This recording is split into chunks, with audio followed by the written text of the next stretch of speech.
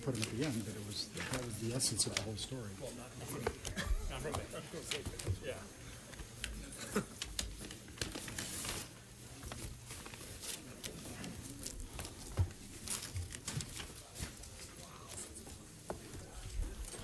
Here.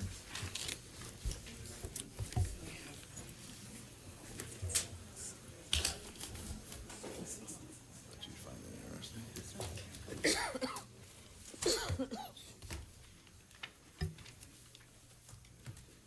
Bill's got to know.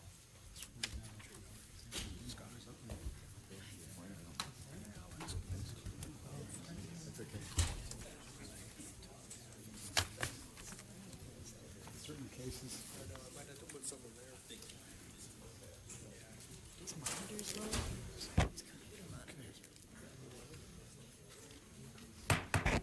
Good morning. Today is Tuesday, December 8th, 2015. This is the regular meeting of the Board of Police Commissioners. Madam Secretary, please call the roll. Good morning. Let the record reflect Commissioners Johnson, Soboroff, Figueroa Villa, Kim, and Saltzman are present, and we have a quorum. Number one on the agenda, Commission comments. Thank you. I'd actually like to start with a moment of silence for the victims of the terrorist act in San Bernardino.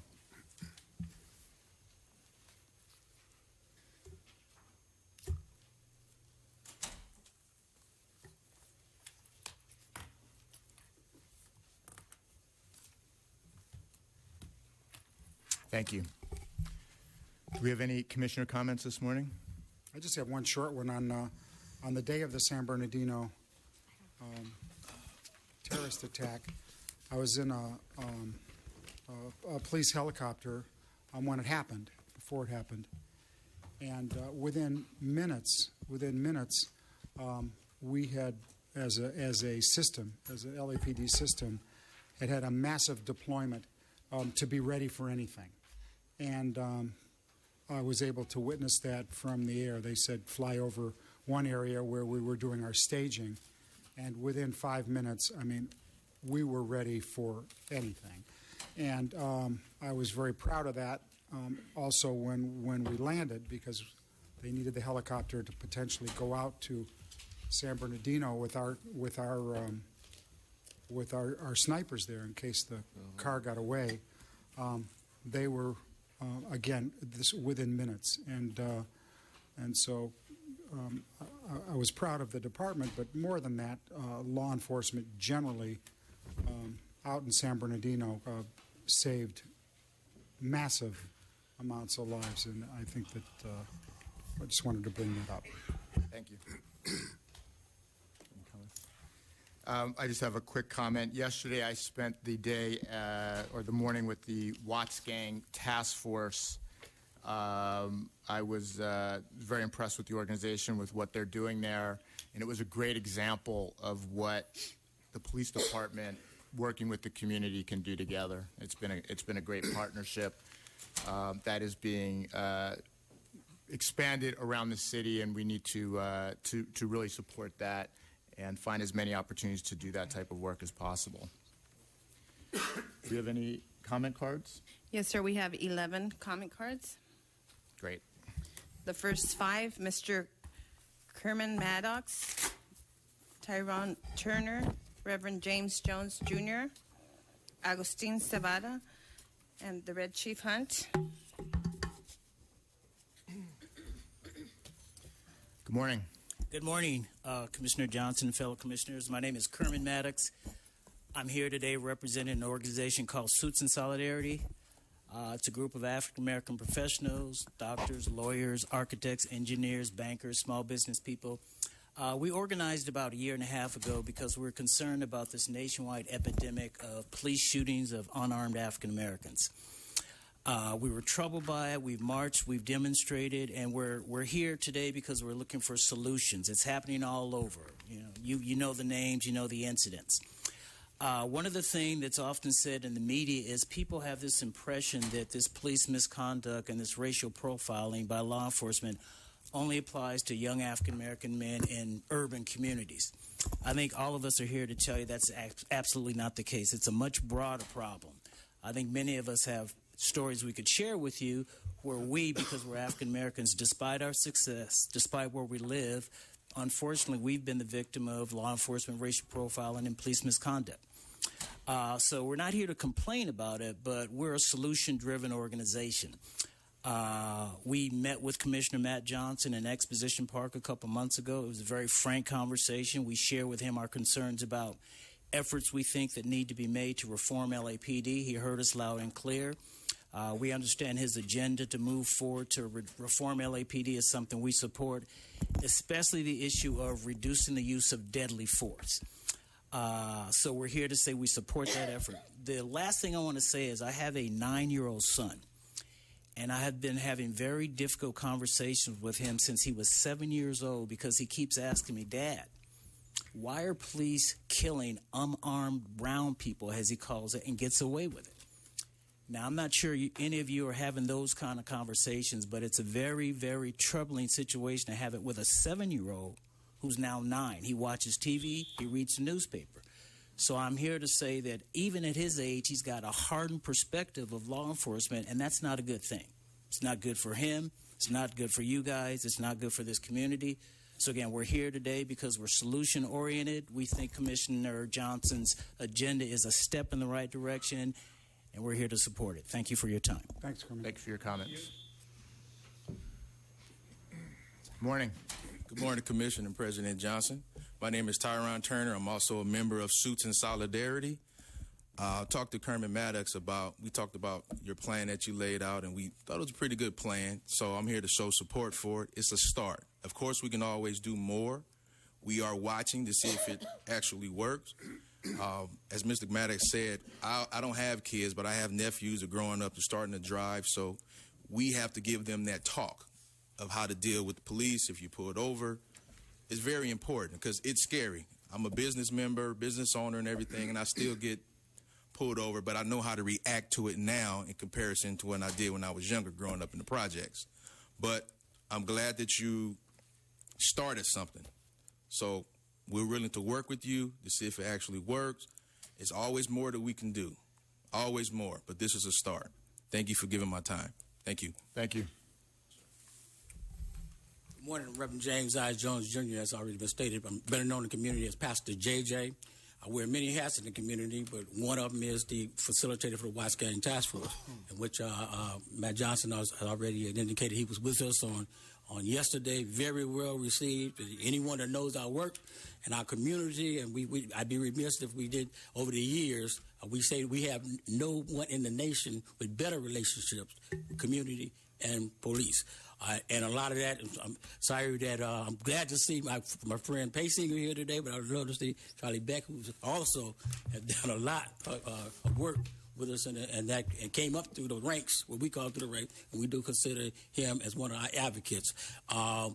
We're excited about the addition of Matthew Johnson. I met with him. I feel his spirit. I know he gets it. He understands. He has that intellect, the desire, and the passion. And when you're doing this work and you're sincere about this work, then you have to have a certain amount of passion. So we're looking forward to moving forward. As I send my regards, as you were welcome, and as you know the group, can't wait for you to come back again and be a part of what's going on there. So we look forward to working with you, and very encouraged and inspired. God bless you. Thank you, and I'll be back soon. Buenos Morning. días, yo soy Agustín Cebada, miembro del Chicano Round Table, y voy a hablar en español porque tenemos un problema de comunicación aquí de la policía con nuestra comunidad. En el último, en un artículo de LA Times dijeron que 172 gente son nombre en español y solamente 78 afroamericanos fueron muertos por la policía en unos 2 o 3 años atrás. Entonces, ¿cómo saben que si la persona no puede responder en inglés, si lo paran ahí y no puede responder y agarra un miedo porque no puede hablar el inglés, entonces ¿qué van a hacer? Bueno, lo matamos porque no quería hablar y se fue, se espantó y esa es una cuestión que es muy importante. Y ustedes aquí en esta comisión, yo no veo ninguno de los televisiones aquí de habla español. Yo no sé si ustedes les hablan o no, pero es muy importante. Aquí debe de haber el señor Bustamante y la señora Figueroa allá que deben de hablar español. Yo no sé si entienden o no, o se hacen como sordos con la gente de habla español. Es muy importante eso. En este condado, la mayoría de la gente habla español, no inglés, pero español es número 1 según la encuesta de 1910. Entonces, ¿por qué no han hecho esfuerzos para comunicar con nuestra comunidad? Está bien, yo admiro a la gente de Black Lives Matter porque ellos han llegado y todo, pero aquí parece que nosotros estamos afuera de esto. Es muy importante que ustedes tomen eso en serio porque nosotros vamos a tomar control de esta ciudad por el voto. Probablemente desde cuando llegó el señor Villaraigosa, ¿piensan ustedes que solamente es la primera vez? No, va a ser más porque otra gente está esperando ahora en contra de Garcetti porque no hace nada, no vale ni un centavo ese cabrón porque no ha hecho nada por la gente. Bye. Good morning. Good morning. The Red Chief Hunt here. The Red Chief Hunt has gave you guys a proposal, a settlement. As you guys know, to all the commissioners, that I was arrested on November 10th for the 71st time. And this act has capriciously happened time and time again. It's the second time that this has happened. Not only do I have a solution to the problem, I think anybody that works on this ground floor should be ACLU trained and certified to work in here up under the Brown Act. I'm demanding that. I request that. Matt Johnson, you have to adopt that a policy because it's been really costly to the city of Los Angeles right now, even as we speak. Anytime something happens twice and the city doesn't learn from its lesson, it means something's wrong with the training here.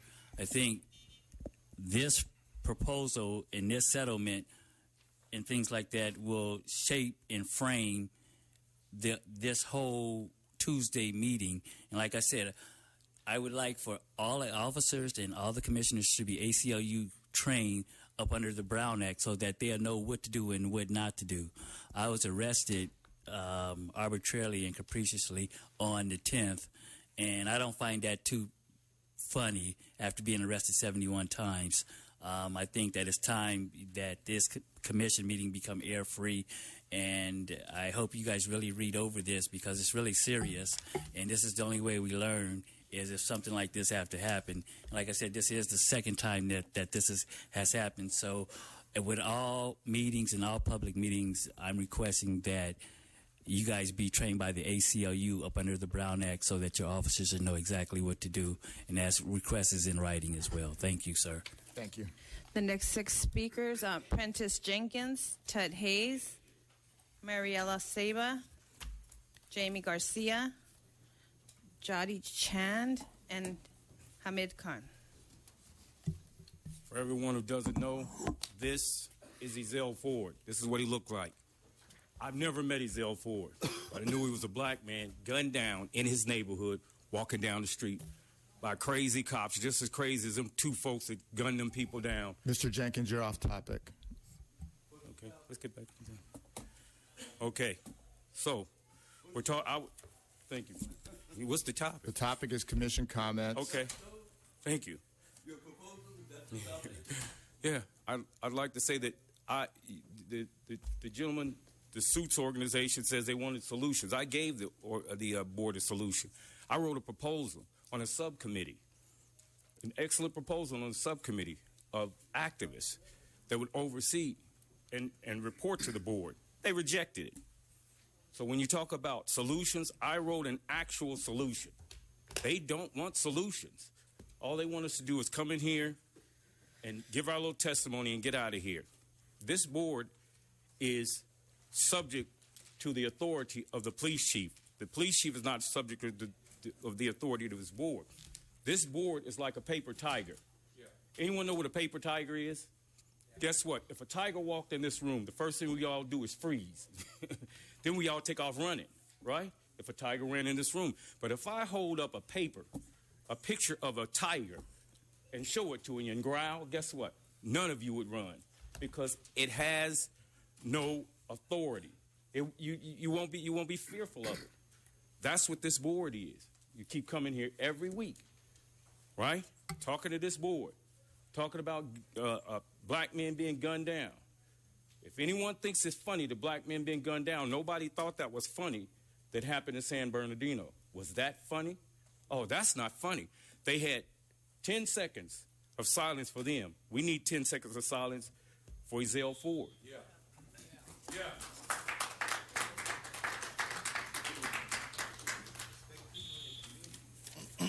What's the topic?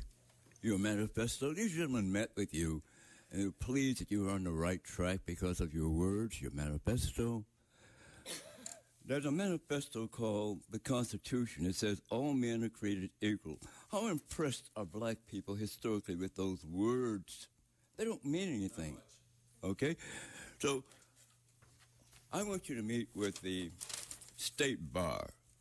They're located at 1149 South Hill Street because the State Bar requires you to do certain things. Some of you are lawyers, attorneys. And it says the duty of an attorney to do all the following. Number one, or A, is support the Constitution and the laws of the United States of America and of this state. The Brown Act is a law of the state. And you violated it, Mr. Johnson. You violated it over and over. Whenever it says these other lawyers and the other people sitting here have to make a determination, have to say something, have to actually vote, you don't do that. You're the supreme ruler, the dictator, the potentate, the king. You make the decision all on your own, and therefore you violate the law. So there will be people going to the bar and file complaints against every attorney who sits on this board. You'll get an opportunity to respond to that. So you can have a meeting and let us know how that turns out. Let us know whether you'll be willing to sit here and violate the law, violate the Brown Act, as you have consistently done for all the time you've been here. You're just a Hollywood attorney, sir. You're not a real lawyer. You represent Hollywood, fiction, fact, all that nonsense, and you bring it here. Yeah. So, see what the bar has to say.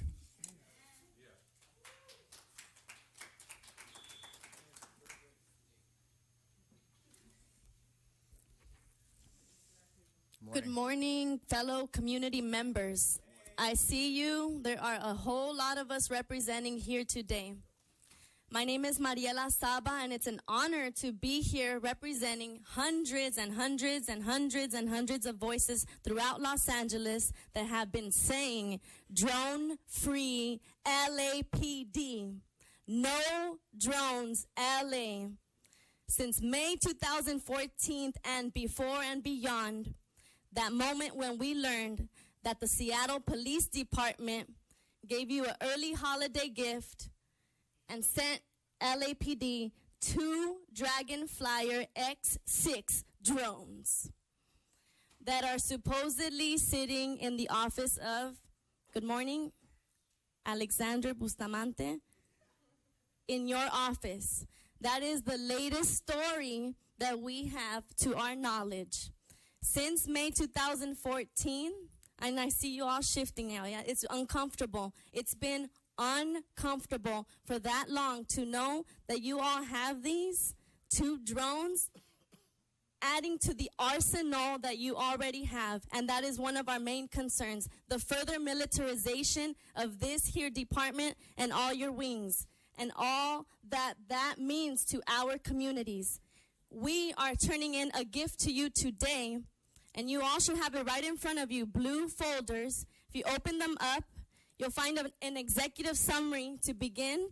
Pull them out, open them up, open up your gifts, folks. This is what we're here to deliver to you. A drone report written through hundreds of conversations with community members, surveys in the community, youth, children, all the folks here that we're representing, incarcerated folks, folks in the streets, everybody who says no drones, LAPD, no drones, because this is a direct threat to our communities. And we're here to speak on that. And you need to open up your packets.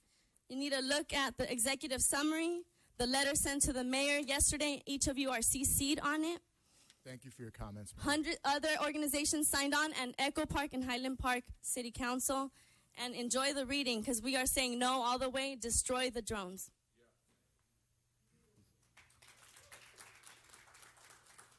So good morning, Jamie with the Stop LAPD Spying Coalition. So as Mariela Saba said, we released a community-based report on the usage of drones by law enforcement, but particularly on LAPD's 2 Dragonflyer X6 drones. So through extensive research, community surveys, focus groups, we've basically come to the conclusion that there's a large percentage of Angelenos that reject the usage of drones by LAPD, just as the community of Seattle also rejected the use of these drones in their community. So the goal of the report was to be educational on the history of drones, the potential psychological impact of drones on communities, and the potential cost of these drones. The report also looks into how drones will fit into LAPD's current architecture of surveillance, with the potential to expand LAPD's ability to collect, store, share information on Angelenos' everyday lived experiences. We also explore how drones will further impact Angelenos by looking into issues of racial profiling. So we know that this is going into tactics that you already use to surveil the community, and we're seeing already through the suspicious activity reporting program that this is not about counterterrorism. This is about surveilling the black community. This is about SARs being opened on the black community. Majority of SARs are being opened on the black community. So this is not about counterterrorism. We're looking again, like we saw in the war on drugs, we're seeing the war on terror being about terrorizing the black community. So let's be very, very clear about that.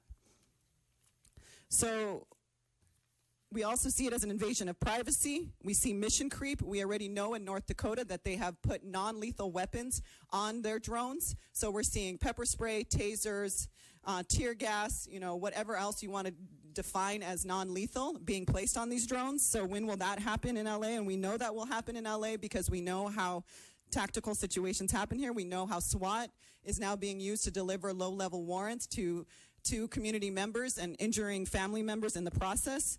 We don't trust LAPD. We know already that you're fudging crime statistics, possibly going all the way back to before this consent decree was lifted, and a further militarization of LAPD. We demand today that the Police Commission accept this report in good faith with the intention to read and act upon the results of this report. The Stop LAPD Spying stands behind this report and demands a drone-free LAPD.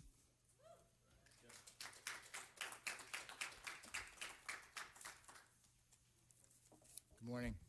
Good morning. My name is Jyoti Chand, and I'm also with the Stop LAPD Spying Coalition. First of all, you should be ashamed of yourselves. Since LAPD got these drones, they have failed to inform the public about the department's acquisition of drones.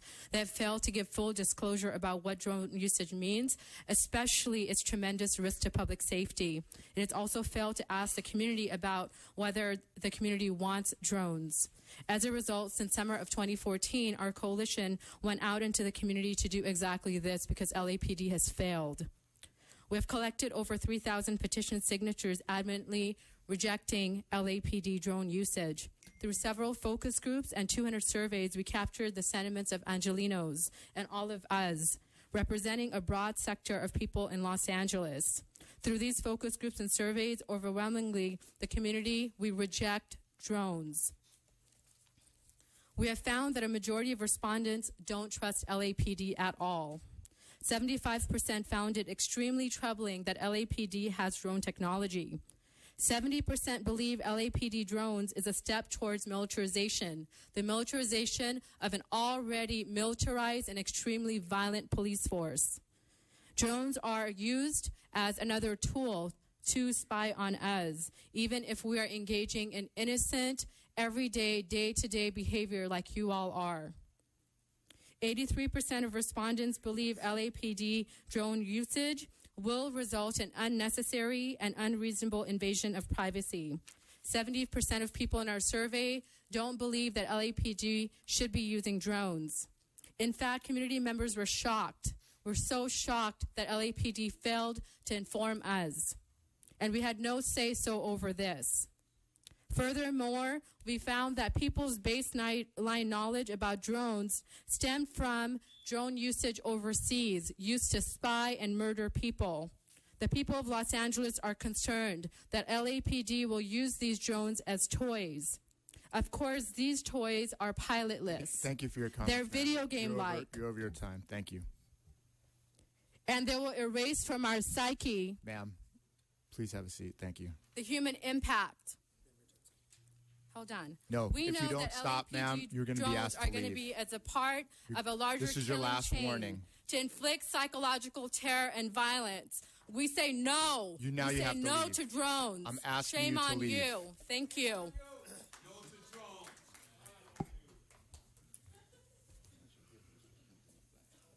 Ma'am, you need to leave. You did not stop after my multiple warnings.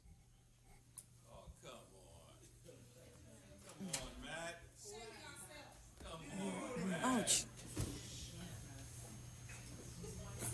Really? Now, I'm sorry, you have to leave. Those are the rules. We have rules. You have to follow the rules.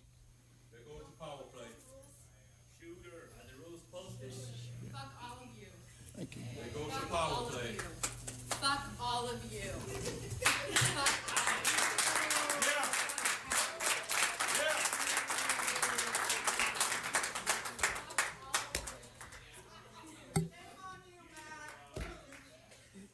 Ahmed Khan with the Stop LAPD Spine Coalition. About 2 weeks ago at this commission meeting, Matt Johnson made a mockery of when we started speaking about the drones, and he looked over at Chief Passenger and said, well, does LAPD use drones? And he says, no. He didn't ask where the drones are, because right next to Passenger is Bustamante. It's sitting right inside his office for the last year and a half. So this mockery and this whole facade has to stop. It doesn't stop there. Last year, November 2014, Beck lied, saying that they are crafting policy with the ACLU. ACLU comes back and says that's all BS. Nobody's crafting any policy. Before that, Soboroff lied in a memo in September that was sent out to the community that LAPD is going to be doing community outreach and gathering information. We file a Public Records Act request. We send letters. There's TFANG. TFANG comes back and he says there has been no community outreach. But LAPD is not going into the community. So who do we believe? Who do we believe? Because we can't believe them. It's all a sack of lies. That's what it is. But what we do believe is that these are 3,000 signatures. Yeah. These are petition signatures. Here, you should keep them. Keep them handy for yourself. These are 3,000 signatures that people have signed. Just keep them too. These are neighborhood councils that have passed resolutions. We have sent letters to you. We've sent a letter to you to talk about the drones. We've sent a letter to Garcetti. But this is not going to stop, because we know what happens in moments like this. You can take all the moments of silence, but we know how agencies like LAPD advance their agendas. We know what they do with tragedy. We know what they do, how they put the spin. We know what they do, that the terrorists are coming.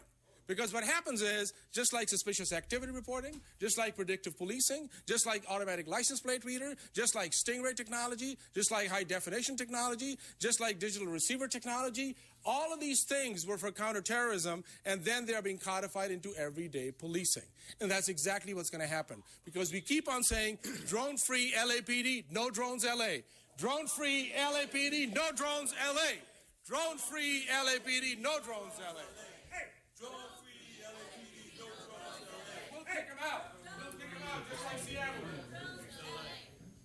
And there are no other comment cards on this item, sir. We're now on item number 2, report of the Chief of Police, Chief Pasinger. Morning, Chief Pasinger. Good morning, Mr. President. I'll be brief. First of all, I'd like to begin my comments by recognizing and acknowledging. Drone-free LAPD, no drones LA. Drone-free LAPD, no drones LA. Hey, drone-free. You need to sit down immediately. Drone-free LAPD, no drones. Stop chanting. Drone-free LAPD, no drones LA. Drone-free LAPD, no drones LA. The individual standing.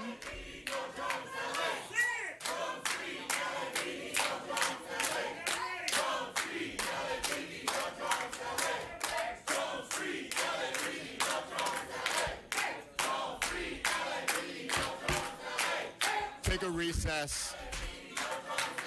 We're taking a recess. The individual standing, and these 5 individuals I see clapping here.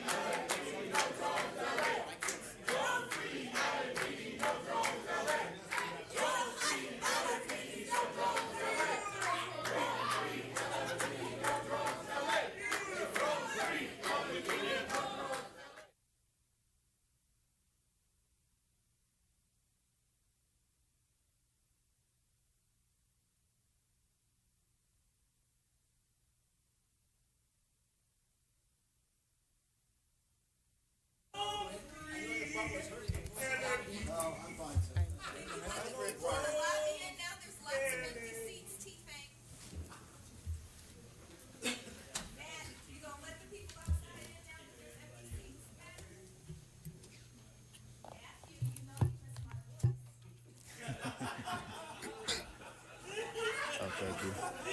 All right, we're calling the meeting back to order. The meeting is back to order. Chief Paysinger. Good morning, Mr. President, members of the Commission. I'd like to start my comments by first acknowledging the extraordinary work by the law enforcement community in their response to the event that occurred in San Bernardino. Also, the members of the community who also demonstrated heroic acts. Those humming are going to be asked to leave. You need to stop immediately. Look up, LA! Is that a drone? It's watching us. Look up, LA!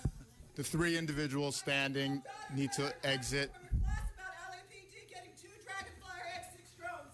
She looked up at me and asked, Mom, is LAPD waging a war on us? Are they at war with us? Are they gonna surveil us, spy on us 24/7? Spy on us 24/7? Are we suspects in their suspicious crime reports? Secret files? Are they really for our safety? Are they really for our safety? Drones! Drones! Drones!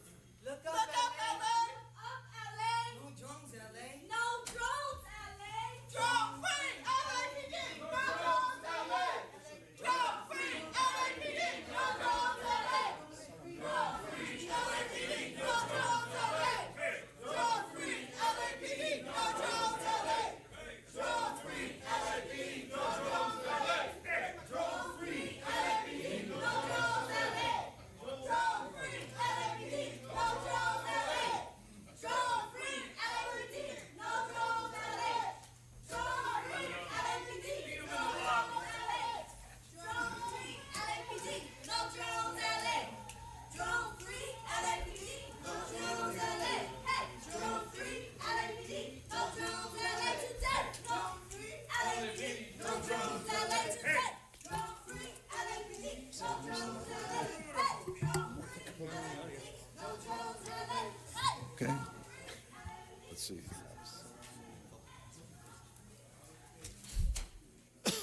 Shall we try again, Chief? Let's do.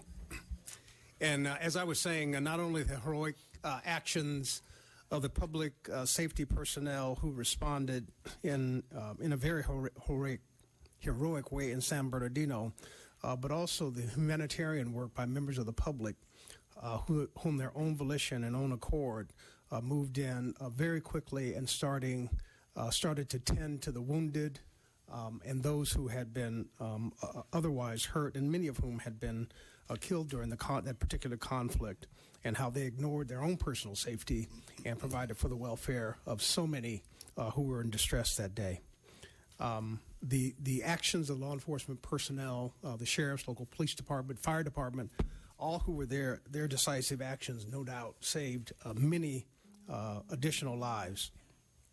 And as mentioned by earlier this morning, the results of that action caused our own department to move forward in a very aggressive way in its own response to ensure the safety of the public here in Los Angeles. We worked closely with the FBI, the LA Fire Department, the Sheriff's Department, Jim Featherstone, and the Emergency Management Department, the California Highway Patrol, all of whom worked in very, very good collaboration with each other, again, to ensure the safety of the public.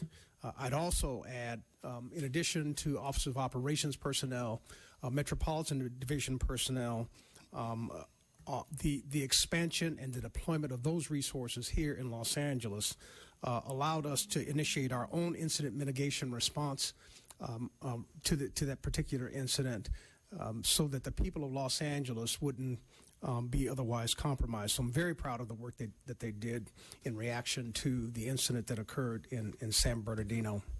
And as a matter of fact, Mr. President, members of the Commission, we continue to do so today. The report on crime is as follows. For homicides year to date, we've seen a 12.2% increase. Sexual assaults, we've seen a 9.4% increase. Robbery, there's been a 13.4% increase. Aggravated assaults a 27.8% increase for a total violent crime increase year to date of 20.8%. Property crime year to date burglaries increased by 5.8%, motor vehicle thefts by 17.1%, burglary theft from vehicles have seen an increase of 15.5%, and personal thefts have increased nearly 7% for a total property crime increase of 10.9%. Brings the total Part 1 crime increase year to date to 12.8%. By bureau, Central Bureau has seen a 16% increase. Excuse me. I probably need to get my glasses. South Bureau has seen a 9.6% increase. Valley Bureau at 12.7%, and West Bureau for a 13.0% increase year to date. And I believe that concludes the report for the Chief of Police. Thank you. Do we have any comment cards? We have 6 comment cards, sir. We have Prentice Jenkins, Marshall Burns, Agustin Sabata, the Red Chief Hunt, Ted Hayes, and Hamed Khan. Prentice Jenkins, activist since 1991, City Life newsletter. I'd like to read a little something here. Los Angeles police on Friday said they have asked the city attorney's office and county prosecutors to explore whether they can legally prohibit civilians from flying drones with cameras over the department parking lot. The inquiry was sparked after a South Bay man who routinely films police activity and posts the footage on his website flew his drone over the parking lot of the LAPD's Hollywood station this week and filmed squad cars going in and out. So, it's okay for the cops to fly drones over our houses, but the second civilians flew drones over the police department's property, they started whining and crying. I mean, cops crying about drones flying. You have drones. You're going to use them on us. You see what I mean, people? These people are the power. Always watch the people in power. Always watch them. I watch the people in uniform because that's where the real psychosis is. It ain't in our neighborhoods. It's in the police department. Cops fighting with their wives and bringing that stuff to work and gunning people down because he said the bitch trying to take my money and my children. See, you understand what I'm saying? See, watch the people in power. These people started crying as soon as drones flew over the police department. But they want to fly drones over our houses now. So I guess it's okay. If you fly drones over our houses, it should be all right for us to fly drones over your house. See, the cops can't take, they can dish it out, but they can't take it. That's what this is about. Dishing it out, but you can't take it. Yes, we're going to fly drones over your houses. Yes, we're the police department. Oh, don't fly drones over my police department, not over my parking lot. Thank you for your comments. Marshall Burns.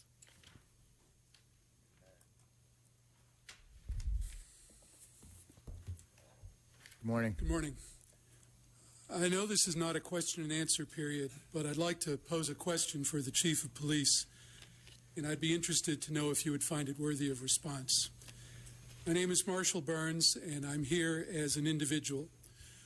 I attended a police commission meeting for the first time on November 10th, when Chief Beck started his report by announcing that a man had been fatally shot by police the day before. He said that the man was shot with first shot with a beanbag, that he then seized the beanbag gun from an officer, and that he was then shot and killed.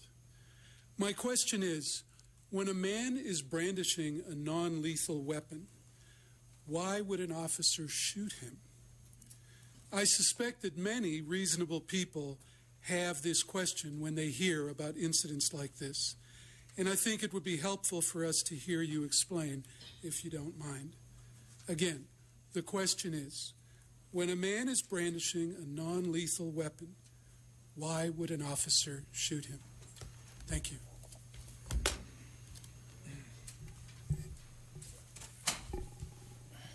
Agustin Cebada, okay, Yatahe Skirma Joji. You didn't understand that, did you? That is some language from my tribe in New Mexico, the Cochiti Pueblo Indian, who rose up in 1681 and threw the Spanish out. And, you know, somebody mentioned here about the Constitution in this country. And you guys are a bunch of hypocrites. We'll do 10 seconds or 10 minutes of silence for the people that were killed over there at terrorism in San Bernardino. Hey, when this country was founded on terrorism, white people came here and wiped out 150 million indigenous people in North America. And why don't you put a little bit of silence for us? You know, we're the ones that are being killed every day, along with the slaves that were brought over. They're here now, the African Americans, and we're the ones that are being killed, and we're being disrespected. And Mr. Johnson, the head of the commission here, he just says, "Oh, okay, I should have called that," but I don't think he understands the history of this country. Either that he made it up into Hollywood and he's in La La Land, so he really doesn't understand what's going on. And the rest of you, a bunch of hypocrites. Hypocrisy is based here. You guys think because you got power by stealing all our land and killing all our people that you have the power infinitely to keep killing us and keep dominating us. But hey, things are changing all over the world, especially here in California. The Spanish-speaking people, which are basically indigenous people, are now the majority in California. And we will take over, we'll take back our land, and we'll throw all you phonies, these hypocrites, out of power. That's what we need to do, because none of you can, especially like Bustamante and Figueroa there, they don't even understand that they're indigenous people. They just think, well, I'm an American boy. I can participate in killing all these other people so that I can have power. And that's the way it is, and it's not going to stay that way. Every day things are changing. Don't be laughing, Johnson. You're a fool.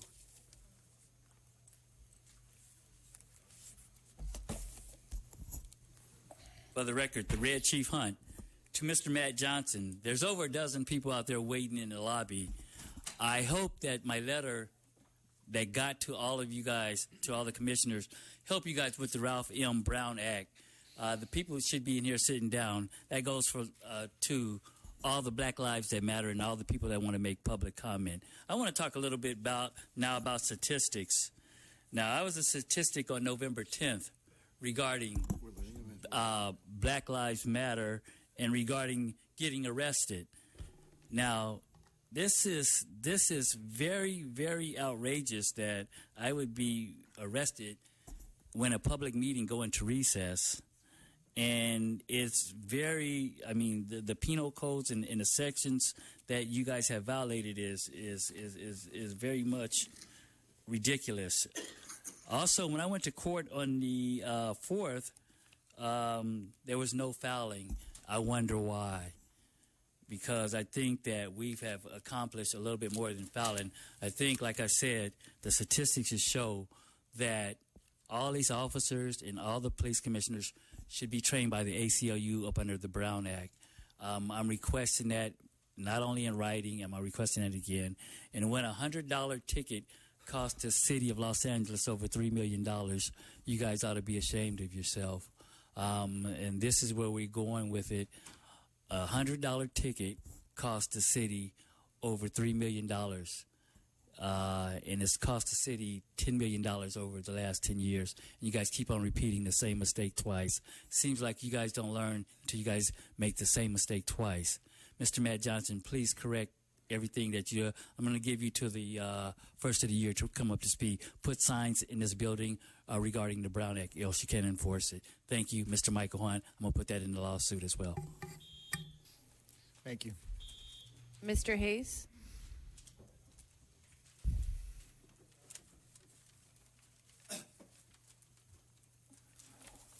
Rather than operate in a vacuum, just pretend that you're considering what's happening in the real world. The books are being cooked once again. And so when the chief provides a report on criminal activity, things like that, it should be in light of what the Inspector General has to say, what has hit the press about cooking the books. Now, the Inspector General has been criticized because he contends it's not that important, it's not relevant, it's trivial, it doesn't amount to anything. Well, it's what he discovered. I hope he isn't working on trivia and lightweight stuff. I think he has a pretty heavy-duty job. So I think that since he's on the agenda to talk about the work he's done, about the books being cooked, the lies being told about how safe we are, thanks to the LAPD, that the chief should have followed by giving some response to these things happening in the public. Because I really doubt you'll have these matters on the agenda subsequently. I doubt that. But let's see. Let's see whether or not when bad news is portrayed by the media, provided by the Inspector General, we actually find you're doing something about it, paying attention to it. The books are being cooked as normal, and there's never any response by this department.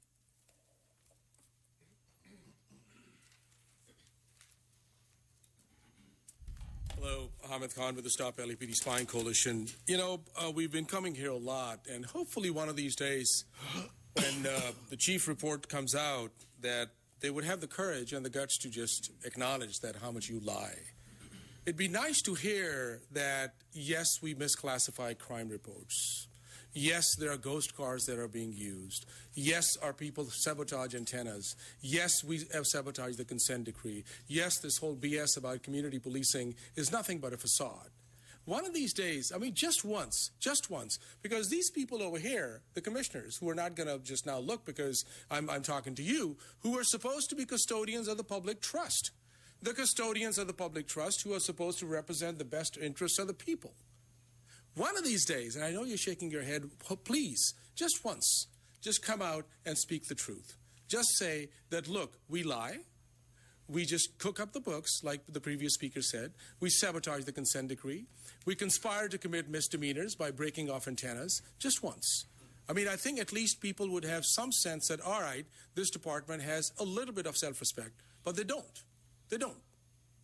And exactly what we were talking about, this is the big architecture surveillance. You've seen us bring it over and over again. This is where the suspicious activity report goes. This is where the iWatch goes. This is where the body cameras goes. This is where the high definition cameras go. This is where the Stingray goes. This is where digital research technology goes. But he's not going to acknowledge that. He's not going to acknowledge that these were all started off as counterterrorism and counterinsurgency and are being used. It was a mockery earlier this January when Soboroff and Bustamante sat there and blatantly denied racial profiling in the SAR program. Go ask those black women who make up 50% of those secret files. And now what we are demanding is this whole cover-up about the drones. What we are saying is just get them out of there. People in Seattle rose up. The mayor in Seattle had the courage. The police chief in Seattle had the courage to kick them out of there. And that's what people are saying.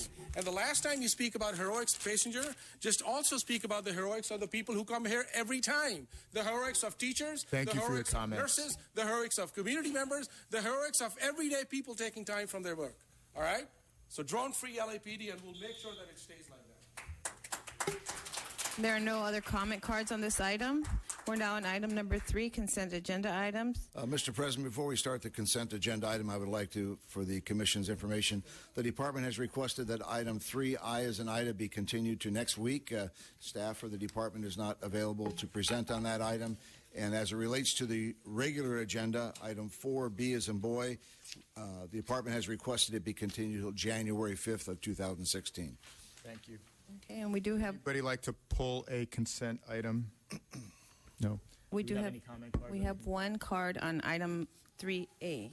On 3A. Do I have a motion to approve 3B, C, D, E, F, G, H, J, K, L, M, N, O, P, Q, and R? So moved. Second. All in favor? Aye. Okay, they move. Okay, and the one card for 3A, the Red Chief Hunt. Okay, do I have a motion on item 3A? Move approval of item 3A. All in favor? Aye. Okay, so let's move to item 4A, please. Okay, number 4, regular agenda item. Before we do 4A, does anybody want presentations on 4C, D, E, or F? I move to approve items 4C through F. Do I have a second? Excuse me. Do we have any comment cards? We do have comment cards. We have comment cards on 4A and 4E. Okay, so let's move approve. 4C, D, and F then. So moved. Second. Okay, all in favor? Aye. So that leaves 4A and 4E. Okay. Okay. 4A, Inspector General's report dated December 2nd, 2015, relative to crime classification practices. Good morning, Commissioners. Good morning. Seated at the table in front of you from my office is Assistant Inspector General Jim Willis. And also we have Chief Moore and Mr. Newman from the department. Good morning. Following the LA Times story regarding misclassification of violent Part 1 crimes, my office opened up a review to look into the classification practices over the past 7 years. Our goal was to determine the extent at which misclassifications occurred, why they occurred, and what the department has done or should have done to address these issues. After reviewing the preliminary data and analysis, we ultimately chose to focus on the category of aggravated assaults. And those are the assaults are split into two categories: aggravated, which are Part 1 crimes, and simple, which are Part 2, which are both of those are based on the severity. And I just want to interrupt the presentation to also note that I have Camelia Naguib, special investigator from my office, who was one of the principal architects of this investigation, who's also seated at the table. We ultimately determined, after doing our 7-year analysis, that there was approximately 36% of aggravated assaults for the years tested that were incorrectly classified as simple assaults. And although that was not, I want to give a little background on that. We did not have the ability, nor do we attempt to test all of the crime statistics, all of the crime information for the past 7 years. What we did was a statistical sampling. So there is a margin of error within that 36%. But for the purposes of our investigation, it was mainly to gauge what the department was doing after this report to fix and remedy the problem. So some of the issues that we identified were systemic and contributed to the misclassification of aggravated assaults. The largest one being in the conflict between the UCR guidelines that are provided by the FBI and the penal code, in which officers make determinations for charges for the DA's consideration on whether a case should be prosecuted or not. We found that there was a lack of understanding of the UCR guidelines. Some of those were systemic, but as we started to probe further into those guidelines to determine what guidance was given by the FBI, we noted inconsistencies within the UCR guidelines. And when we attempted to resolve many of those inconsistencies, we got further inconsistencies from the FBI itself. So there were some of these issues that were systemic in nature, and I think that the department was struggling with for several years and has now attempted to remedy by streamlining some of their education process. The department has taken substantial steps to change the way it classifies and the way that it monitors this process. The processes that they had put in place, we had tested those.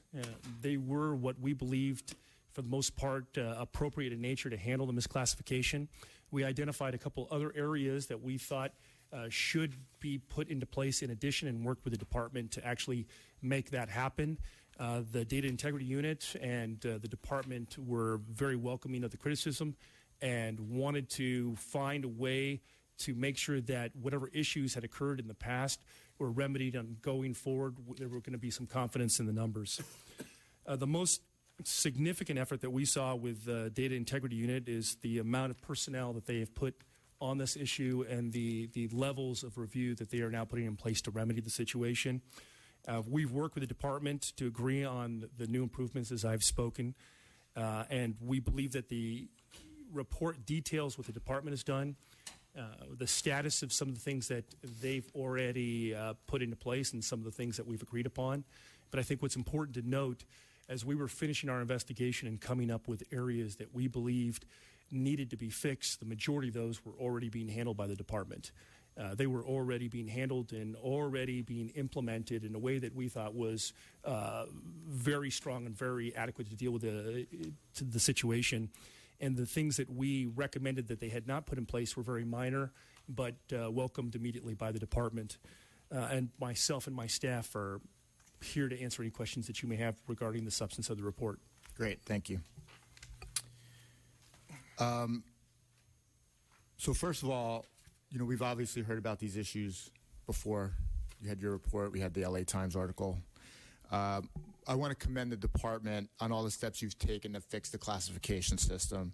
And I'm also very happy to see that the OIG and the department have worked together to address these issues. I know it's still early in the process, but how effective do you think the department has been in addressing these issues? And are there any issues outstanding that concern you? Well, as I just spoke, Commissioner, we found the department and the DIU had put a lot of thought and a lot of effort into these remedies to try to find and diagnose the issues that had plagued it for the last several years and make sure that they could reduce the number of errors significantly. And what we found by doing our own analysis is that they were on point with the issues that they identified, and the remedies that they had designed were designed specifically to fix those issues and try to reduce the errors that were occurring. I think their efforts for education and streamlining the process are right on point. I think a lot of the issues that they've identified are the right issues. They've been very open to feedback and have been working with us on a continual basis to consistently improve. And then our review from the preliminary data from 2015 at least indicates that some of those corrections are taking hold, and that we're seeing some corrections in the numbers. I would caution to read too much into that 2015 data, because we looked at one quarter, and a lot of the training didn't really occur until mid to late first quarter of 2015. But I expect that with the items and the measures that they've put in place, that we're going to see improvements in these areas, and the IG's office will continue to work with the department to make sure that we're constantly involving to make sure that we improve where we can, and not just look at the numbers and look at the things that have been put in place and ignore them. We're going to constantly be trying to improve them, as I'm sure the department will as well. What are the plans, both from the Inspector General's office and from the department, for the next inspection? When do you intend on doing that? Commissioner President and members of the Commission, Chief Pacer, Inspector General, Assistant Chief Mike Moore with Office of Administrative Services, and our inspections are ongoing. They occur each week. We have teams that are detailed throughout each of the 4 geographic bureaus that are every 2 weeks taking samplings of reports, and we're focusing on simple assaults. So as an effort to further improve the accuracy, we're in single digits. But to give you specifics, the inspection that was conducted on the week of 10/25/15, so a couple weeks back, about a month or so, we had seen a decrease with an error rate of 7%. That was in relationship to prior weeks of 10.7, 9.7, 8.2, 9.8, and 8.5, respectively. The challenges with this is well detailed and chronicled by the Inspector General and by the department's own reports, and earlier by the LA Times, is that in dealing with simple assaults, the officers are literally, over the course of this 7 years, making about 300,000 decisions. And they make these decisions at all times of day and night, and they're dealing with a difficult system that is, as to classification. It's one that, as the report indicated, the FBI, as they are the experts, even gave us varying opinions, and it was an evolutionary process to this day, and defining what constitutes a simple assault versus a aggravated assault. I want to point out a couple things in framing that response. That first and foremost, this classification issue, the department is dedicated to improving because we recognize the public's trust in the stats and the information that we provide. However, we also want to balance that, because over 7 years there's been more than 1 million decisions regarding the classification of a crime. And in 1 million decisions, single-digit error rates we're proud of, meaning that we think that further improvement can be made. But given some of the difficulties in these decisions, we get it right most of the time. Now, what's really even more important than that is that each crime is investigated regardless of classification by UCR. I have to stress that a UCR classification of a Part 1, Part 2 crime by no means identifies the seriousness of that offense. That is as clear as understanding that a kidnapping is a Part 2 crime. And so domestic violence, spousal assaults, family violence, many times are Part 2 crimes. This organization, the criminal justice system, investigates those crimes on the instance of the crime, not in regards to the UCR. We recognize, however, that across the country, the department and the cities and the nation depends on the UCR system to establish an even playing field, a comparison as to how crime is occurring in this city versus other major cities across the country. And so we are committed to ensuring that those records are as accurate as possible, while also recognizing that officers are dealing with a system that is paper-based, that requires decision trees that are in a constant state of evolution because experts will disagree as to what classifies one or the other. But we don't bring those up as obstacles that are unachievable, but we want to be realistic that the public not be discouraged by these type of error rates, that the organization is purposely doing this. We're proud of our work with the FBI and in the criminal justice field, and because we believe we're a leader and we're establishing tools and temperaments that will help improve the accuracy of UCR across the country. The last point I would say, though, is that what's really critical in maintaining the public's trust is, first and foremost, is that each of these errors that were identified had no consequence on the underlying investigation. We had kidnappings, we had sexual assaults, we had family violence. Each of those cases were investigated to the extent that the investigation will allow us to, without regard to whether it was classified as a Part 1 crime or Part 2. And again, I think the Inspector General's office, in working with the department and working the Data Integrity Unit, because the recommendations we see here are important. We think that the mechanisms we have placed in this last year are making a difference, and we look to the city family to help us make further improvements beyond the inspection, beyond the training, beyond the systems that we put in place, by allowing the department to move into a more modern record management system so that these decisions we can wean out, as I said in an earlier appearance before you, that we can wean out these errors by using machine logic and knowledge that is not dependent on an officer at 3 o'clock in the morning in front of a watch commander's desk. We're buttressing all this up today with training and with systems to try to eliminate all errors. But the long range and where we're at a year from now, 2 years from now, 3 years from now, our continued success to reaching zero is in part contingent upon our ability to modernize our current record management system. I'm glad you addressed that, because that was, I think, is a big concern with the public, and I was glad to read in the report that there was no evidence that these mistakes were done to game the system or manipulate the stats in any way. Is that correct? Well, there were some examples of individuals that made decisions that we could not really rationalize why those decisions were made, but those were very small. Most of the issues that we found were systemic. Mm-hmm. So how they interpreted certain actions, brandishing or strangulation, or But some they're of the different under the UCR versus our penal code, correct? Well, there's a lot of confusion because a lot of the things that the UCR program is asking them to classify don't exist in the penal code. So you'll have terms of art in one grouping that doesn't exist in another. And so you'll have, for example, police officers making decisions, and they will write on reports and use the penal code.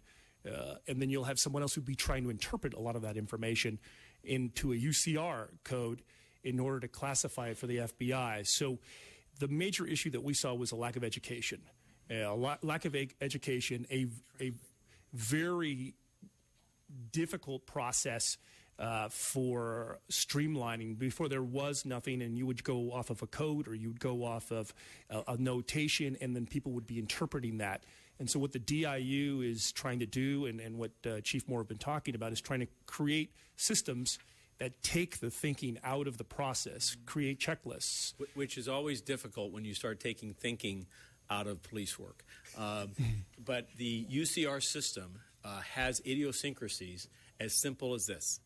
If a kidnapping occurs today and a person during that kidnapping forcefully property of theirs is taken, that's also a robbery. By UCR standards, we count the robbery as a Part 1 crime. The kidnapping is a Part 2 and is not reported to UCR. So an officer completing a report, including an arrest, the offense, the charge will be kidnapping. That is the most significant California Penal Code charge, and that will be the primary charge. The associated robbery and other things that occur as a result of that crime will also be prosecuted. For UCR purposes, however, the primary charge is the robbery. So, again, this is where we understand it as somewhat, say, tax accountants, what matters, what doesn't, as far as UCR goes as to reporting. But as to the investigation, I have to come back to that. The criticality is that the organization classify crimes accurately, but more critical is that we assign investigative resources and importance. And this department will continue to focus on violent crime first and on property and lesser crimes with as resources allow. And I applaud again the remarks by the finding of the Inspector General, which found that there was no systemic effort by the organization to understate crime. This was, in fact, difficulties in teaching and training and developing our people to the finer points of how crime is classified for UCR purposes, not investigated to solve and bring people, hold people accountable for their injuries upon others. And Commissioner, I would add that I would expect that because some of these things are born out of a misunderstanding or misapplication or lack of streamlining, that we would expect that the improvements should be dramatic, because we're not dealing with individuals that are gaming the system, but we're dealing with a system that needs to be refined, processes that need to be streamlined, and people that need to be educated. And to the extent that there has been a misunderstanding about whether brandishing, for example, is a Part 1 crime, that should be, through education and through the streamlining process, something that could be fixed pretty readily. Strangulation, or how people interpret and look at some of these issues, it should be a manner of, through education, streamlining process, continual inspections and audits, a way to reinforce this with the rank and file. And I'd expect that this should result in dramatic improvements. We'll join in that effort. We've made earlier adjustments to our reporting to UCR about a decade ago involving aggravated assaults involving stolen vehicles. We see this as the next evolution of that, and I expect that the department will continue to demonstrate our adherence to the standards of pursuit of accuracy and the elimination of errors as much as possible. Can you talk for just a minute about how the shifting of responsibility from record clerks to watch commanders, and how we're holding the watch commanders accountable for getting yes, these classifications correct? So this is an evolution where previously a year ago more, record clerks would make the determination of the classification of a crime because they had the training and they had specific understanding of this issue of dealing with a kidnap and a robbery, that they needed to put the robbery in there because of the requirements of UCR. However, we also experienced a cutback, a loss of a number of record personnel, and some of those responsibilities shifted to people who are not as well trained, and we also contribute part of these errors.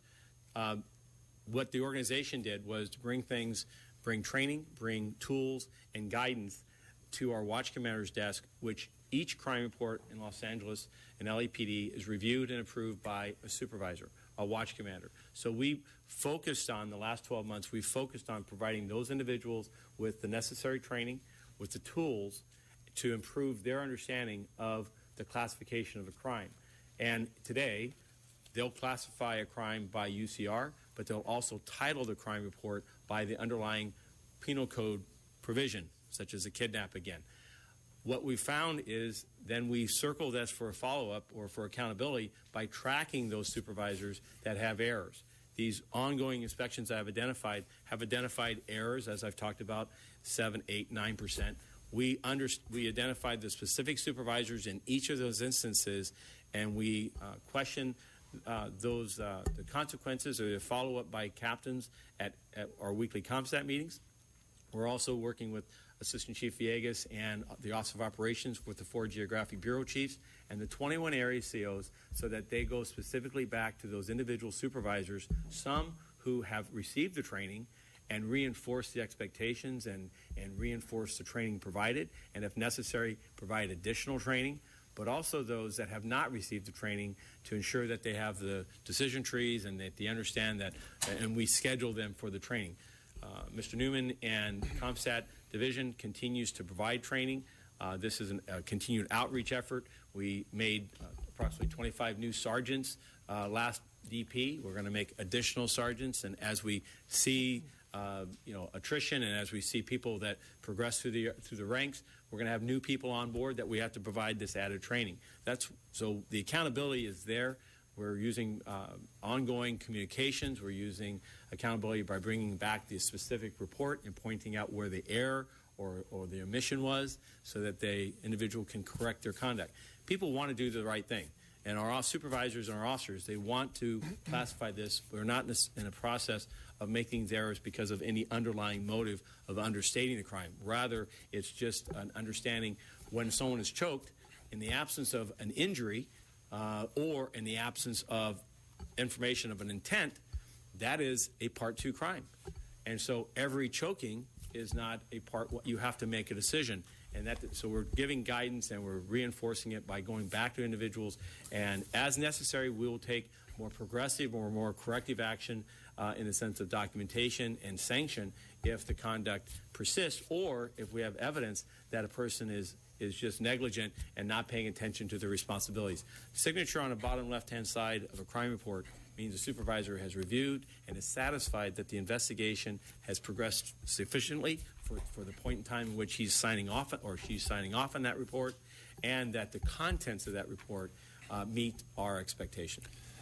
Commissioner, one last thing, if you don't mind, that I think will probably bear out the systemic nature of some of these issues. When we first started our investigation, the first thing we were looking for was evidence that people were gaming this to manipulate the system, either on a division level, an individual station, or all the way up to the department heads to identify it. And I think one of the things that was most telling to us was one of the department's own audits about the understanding that people had of the process and how to classify. And I thought that was the most telling thing that we had come across, at least initially in our investigation, which was an overwhelming majority of the department that was responsible for coding these and dealing with these issues and decisions didn't really understand the process at all. So to me, that when you have it permeate the ranks where people do not understand, and it goes from the officer, watch commander, all the way up to some of the more senior people in the department that either don't understand or are confused or don't know how to apply the standards. And then you have guidance that people are trying to interpret come out that doesn't clarify how things should be occurring. Then you're going to see some more of those systemic failures, some of the things that need to be addressed by education and need to be addressed by changes in the processes and tightening up of the procedures. So the focus of the IG's office was, at least initially, to go in and look for people or groups of people that were purposely manipulating it to do anything from improving their personal stature or to help manipulate the crime numbers to make the department look better for whatever, for personal or other reasons. And what we found is what was detailed in the report through an extensive looking through these cases, that the same issues kept coming up over and over and over again, and they all tracked back to the same areas, which if it was individual people manipulating this, you would not see that kind of systemic reoccurring error. But the department, the organization has acted. The organization is not to suggest, the department is not suggesting that individuals have not wrongly classified and wrongly, we believe, done so for the improper reasons. Mm-hmm. And in each instance of that occurrence, we have taken swift and certain actions. There's been demotions regarding that. So there is no tolerance for people managing crime with an eraser or downplaying an incident because of an upcoming CompStat inspection in an effort to ensure or suggest a performance or an improvement in a safety of a community. by stats. That there is, I hold those inspections myself, and as all of my colleagues at the table, and I'm very impressed by the commitment of people trying to committed to using resources that they have, but they all recognize that in the absence of accurate information, you don't know what to address first. So we're all committed as an organization to make sure this is accurate. Great, thank you.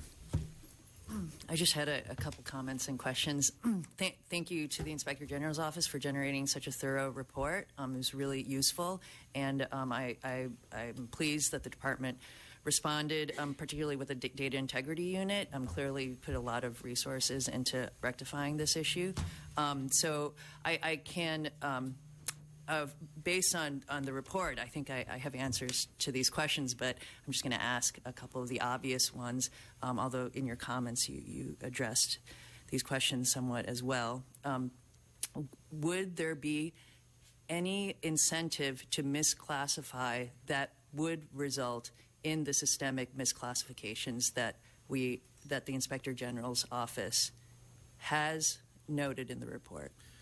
And I'll start with that question. So, accountability, and the department uses and is, we've adopted many years ago the CompStat as a means of inspecting and evaluating and driving, if you will, performance and accountability.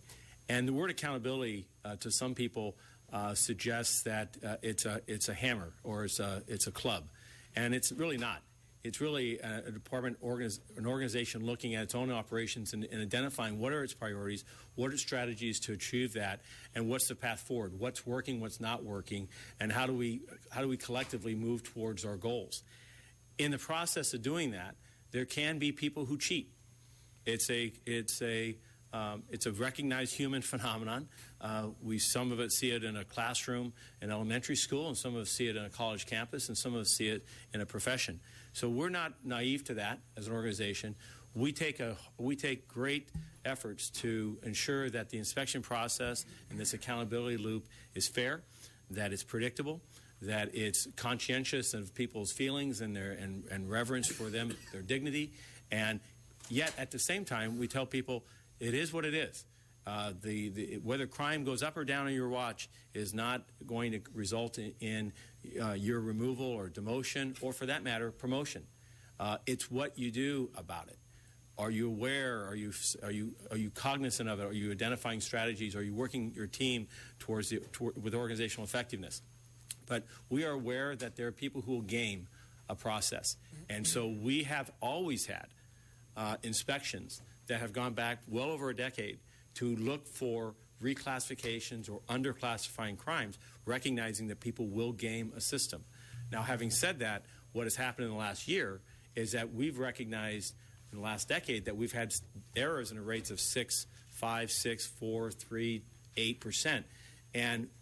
But the public outcry, and for that matter, the Commission's concern that the consequence of that level of errors is undermining the public's trust, we have expanded significantly with resources and with training to further improve the accuracy.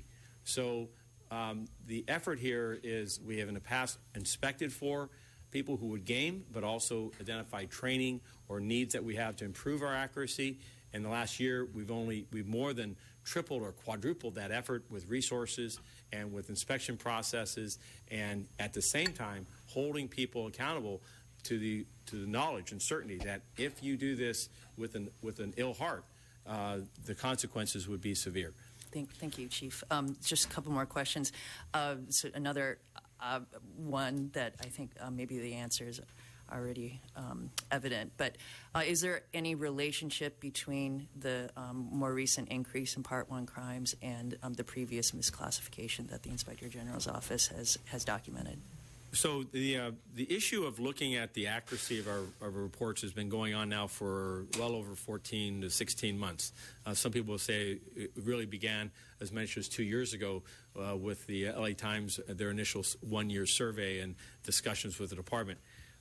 We believe that there's a portion of the accuracy of the increase in crime. There's a portion, difficult to determine how much, but a portion of the increase in Part 1 crime is to more accurate classification. Inspector General's own remarks talk about the audit error findings from last year versus this year, and the improvement in those would drive those as additional Part 1 crimes.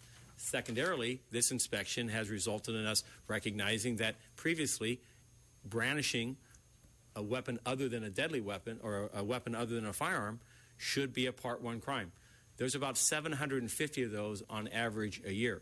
So just that attribute has raised Part 1 crime by 750 events.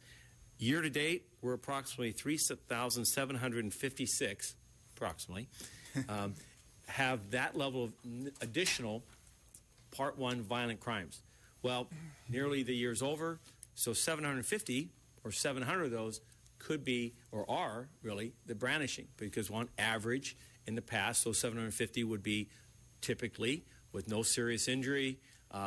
Those would have been relegated to a Part 2 crime. Well, so 1/4 or 1/5 of our increase year to date relative to these rough numbers, theoretically the brandishing would account for that. So, but it's difficult because we also see that homicides are up with an additional 29 homicides than last year. The shooting victims are up 149 additional shooting victims. Robberies are up nearly 1,000 additional robberies. Those are all crimes that previously were absolutely reported 100%. And so with that, there's a mixed bag here. We see an overall increase in violence because, by the way, simple assaults are also up. And so we see an overall increase in violence that's troubling, that the full department's attention is on. But we also recognize that a small portion or some portion, undefined how much, is likely more accurate crime classification. Thanks. And with respect to the misclassification of domestic violence crimes in particular, yes. Did you, the Inspector General's office, both the Inspector General's office and the department, was there any identification or perception that those misclassifications were due to a lack of cultural understanding of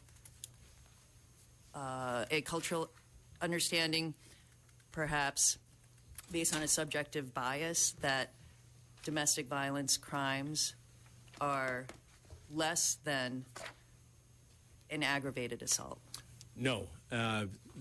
Each domestic violence incident in LA PD is classified separately, whether it's Part 1 or Part 2. We investigate family violence, domestic violence, without regard to Part 1 or Part 2 status. And in fact, on our front page of our CompStat profile, which typically only counts Part 1 crimes, we have a week-to-week and a month-to-month and a year-to-date explicit statement or counting of all family violence, of domestic violence, whether it be Part 1 or Part 2, and child abuse. So we think, as the report articulates, there's confusion over what's called a felony battery, and it's domestic violence related, whether or not that's a Part 2 crime or a Part 1 crime, in part because of things like choking, was there injury or not. But at the end of the day, each of those family violence, domestic violence as you termed it, cases go to a specific table in each of our 21 areas with investigators and a table coordinator that assigns resources to that, because domestic violence, sexual assault, and homicides are our most highest, and hate crimes are our highest crimes of our focus of resources. So we're troubled, however, by the report, recognizing that the domestic violence community, family survivors and victims of domestic violence look closely to the organization as to, are we prioritizing and are we taking seriously, or are we insensitive or not sensitive to cultural differences in our reporting, which is why, again, it's so important to us that we accurately report. But let me say again that each of those crimes was investigated without regard to Part 1 or Part 2. Thanks. Thank you. I agree with the comments you started with, complimenting the department and the Inspector General. And I just wanted to follow up a little bit on your question about the inspections going forward. I certainly appreciate the Chief's explanation that they're happening essentially all the time. And so following up on that, I'm just curious, either from the department or the Inspector General, what the appropriate time would be for some sort of report to come back to us as to the a further review of this, given the changes that have been happening. So, in just conferring with Mr. Newman, who, by the way, enjoys the lion's share of the applause today, him and his people have been real leaders in this, and he has lit a fire within the inspection team. They're energetic and they're committed to going out and really identifying errors and finding ways of making further improvements. But in just a short conference here, we would look and ask for about 6 months to look in the late second quarter of 16 to come back. You know, presently we're doing ongoing inspections and we're seeing improvements. But I would think that first quarter, like looking apples to apples, a first quarter report of what happened in 2016 first quarter that would come before this commission, April, May, or June of say probably May of 16 would be a good time to revisit this. Agree? Thank you, Chief. When we approve the motion, I'll suggest that we ask for you to come back in 6 months. And Commissioner, I think the important thing for the department and DIU is to make sure that as much of the errors are removed from this year, so this can be kind of, as the Chief alluded to, a benchmark year. Because with the issues for the prior years and the numbers being higher for aggravated assault, it's hard to do an apple-to-apple comparison. And the idea is going to be going forward that we have to remove as much of the mistakes as been made previously and streamline and improve the process such that we have faith in at least this year's numbers and can use this as a appropriate benchmark going forward for all future years when they're doing a year-to-year analysis. Thank you. If I might just respond to that, we agree that as errors are found, that the system is updated. We're doing that this year. In fact, errors were found last year, and those reports have been updated as well. Anytime the department finds a misclassification, we're taking corrective action in the sense of updating the record so that it's accurate, but then also dealing with the involved supervisor. There is a note on the Inspector General's report relative to UCR reported figures. We do only report to UCR one time, each January of each year of the preceding year. So, for instance, updates, for instance, for brandishing for last year, as much as those are updated, the UCR figures will not change. So you will see one report this January for this year, but we'll be going against 14, which will have, we know, for instance, just brandishing, that will have a higher level of unstated. That's the merits of the footnote. Thank you. Commissioner Sobroff, any questions? Good. Great. Thank you very much. Great work on the report, and very pleased to see the corrective measures that have been put in place. Do I have a motion to approve? We do have comment cards. Oh, sir. sorry. We have 9 comment cards. The first 5, Hanu TJ Tarjamo, the Red Chief, Melina Abdullah, Ted Hayes, and Wayne Spindler.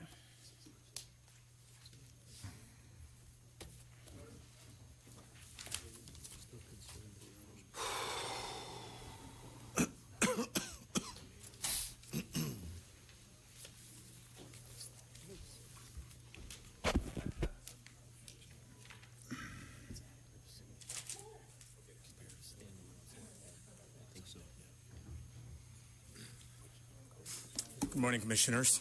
Good morning. My name is Hanu Tarjamo. I'm a director with the Los Angeles Police Protective League, representing over 9,900 sworn members of the Los Angeles Police Department. The residents of Los Angeles deserve to be leveled with. Crime is up, and police staffing is inadequate to keep our streets safe. We don't need much more statistical analysis than that to understand what's happening in our neighborhoods. Our command staff touts that we're data-driven. Unfortunately, that data is being manipulated to paint an inaccurate picture of crime in our city. We appreciate the Inspector General's audit of how crime stats have been juked to make it appear that serious crimes are lower than they actually are. Thank you. Thanks to this audit, we've learned that aggravated assaults have been consistently underreported by an average of 36%. 36%. That's not a rounding error. That's a serious discrepancy. Aggravated assault is a crime where the purpose is to inflict severe bodily injury, oftentimes using a weapon. There's a major underreporting of violent crimes that affected over 14,000 victims in our city last year. And based on the corrected numbers, that means aggravated assaults went up 22% from 2013 to 2014. Further, the department does not report crimes where multiple offenses occur. For example, if a suspect carjacks someone at gunpoint, speeds off, and then kills a victim somewhere else, we only count the murder. Not the carjacking, not the auto theft.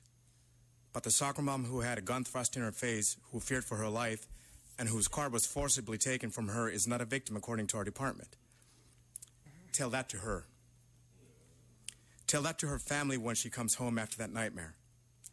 It's time to stop pulling the wool over the eyes of our residents. It's time to stop trying to dazzle the press with stats. It's time to be real. Staffing is down, crime is up. Let's address the life and death problems and not the fuzzy math problems. Thank you very much. Thank you for your comments. Yes. When I filled my card out under the Brown Act, I did not put my name down. Please address the card as it's supposed to be under the Brown Act. So I got a little, you just have to look online to see photographs of people that operate just like you guys operate, because that's what the LAPD operates like. It's Adolf Part 2, Adolf redone 2015 style. Fake statistics, misclassification, destruction of evidence by accident, wiping drives by accident, data breaches due to viruses by hackers. No, you're the ones that do all of it. You're the ones that do the misclassification, and you do so knowingly, intelligently, and willingly, because you want the Olympic Games, because you want federal funding under Section 8, so you misclassify the evidence to make it look like the city is safer than it is, with the intent to steal federal and state funds. That's why you're doing it.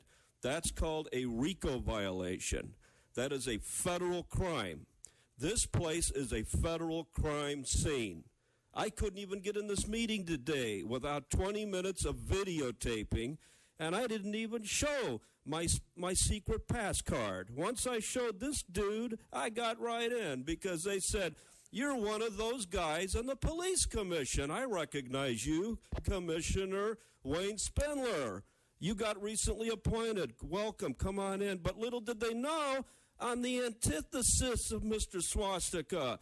I'm trying to stop the murders, the cheating, and the killing. Refer this matter to Attorney General Loretta Lynch for prosecution.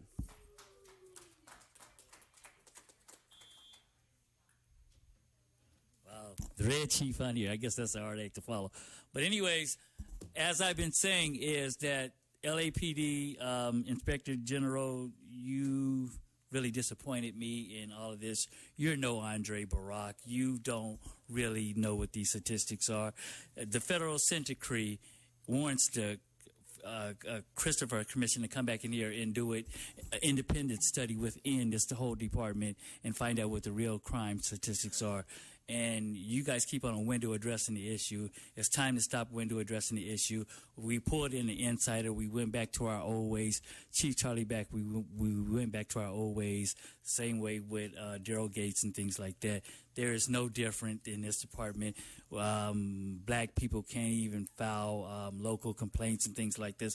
It's very shameful. T-Fink, you will remember when we were here. Pacings, you remember when we were here on the Federal Century. We need to really go back. I don't trust Inspector General. He can't return a phone call. He honestly can't come up with statistics. So, like I said, my recommendation for the whole police commission and for the city of Los Angeles to really come up and say that we really need to go back on the federal consent decree, and that's where we're aiming at. And if not, then we need to fire the chief of police like they did in Chicago. Melina Abdullah, followed by Ted Hayes. So I'm here speaking, and I'm noticing that Matt Johnson won't look. Hi, didn't you miss me? You missed me, didn't you? Right? That little time off was too much time for me. I missed you. So I'm here watching you lean forward and intently listen to this report while you ignore the voices of the community, while you still have people outside telling them that they can't get in because it's full when we count the number of empty seats in here. That's ridiculous. No matter how many black folks you dress up in suits, Negroes in suits or whatever their group is called, it's not the voice of the people. You can pretend, you can play these games of optics, but that's not the truth. So we keep coming here challenging you. I am your conscience, Matt Johnson. I'm your conscience. Stop playing games. Stop playing political games. This is more a general Stop playing public comment. political games. No, it's not, because it's about this report. I'm a smart person. I know what was said, and I watched you engage them in a way that's different than the way you engage us. I watched them talk about the lies and then him justify the lies and say, well, this wasn't a game playing. It wasn't done purposefully. Right. Well, he said purposely, but purposefully is what he meant. It wasn't done purposefully. It was done purposefully. If you don't watch out, Matt Johnson, you're going to have the Kwame Kilpatrick syndrome. They like to put black people in places that are about to blow up.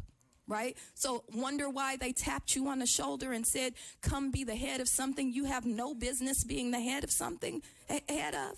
They did that because it's about to blow up. You are going to have another Chicago on your hands. This is a conspiracy. That's what they just showed. And we don't need to hire any more lying police officers to just build up the ranks of other liars. What we need is mass reform. We need your willingness to transform this system for the good of the people that you are supposed to represent. Stop being a house Negro. And following Mr. Ted Hayes is Prentice Jenkins, Michael Williams, Pete White, and Yvonne Michelle Autry. Mr. Hayes. Some time ago, the state legislature said that all laws are written in plain English, the idiom of the layman. Whether that's been achieved or not, I really don't know. But one term we usually associate with assault is battery, and there is a distinction. During the days of the Flower Child children and the protests against the Vietnam War, the barricades had the cops on one side and the protesters on the other. A flower child had a flower, and she presented that flower to an officer. She was charged with battery on an officer. The slightest touch with hostility, anger, or whatever is a battery. That's not an assault. Certainly didn't hurt the cop. But she touched him, and he didn't like it. He felt offended by that, and consequently she was charged and convicted of a battery. Now, I would suggest that you provide officers in training, because their scholarships, their academics may not be quite that high, with the jury instructions on assault and battery. They usually differ from the actual penal code section, which can be very lengthy and complicated. But your jury instruction is what's going to get someone convicted or not if the jury intends to carry it out. So look at a penal code section and compare it with the jury instruction. It's called CalJIC, California Jury Instructions, Criminal and Civil. And that may help and assist the officers in understanding how to do their composition, their essay, or their report. Because that's what a crime report comes down to. And in my days as academics in school, we didn't do that stuff too well. We didn't like compositions, essays, or reports. So it's not surprising to me that they don't come off pretty well when it comes to classifying what actually took place, whether it's a battery or an assault.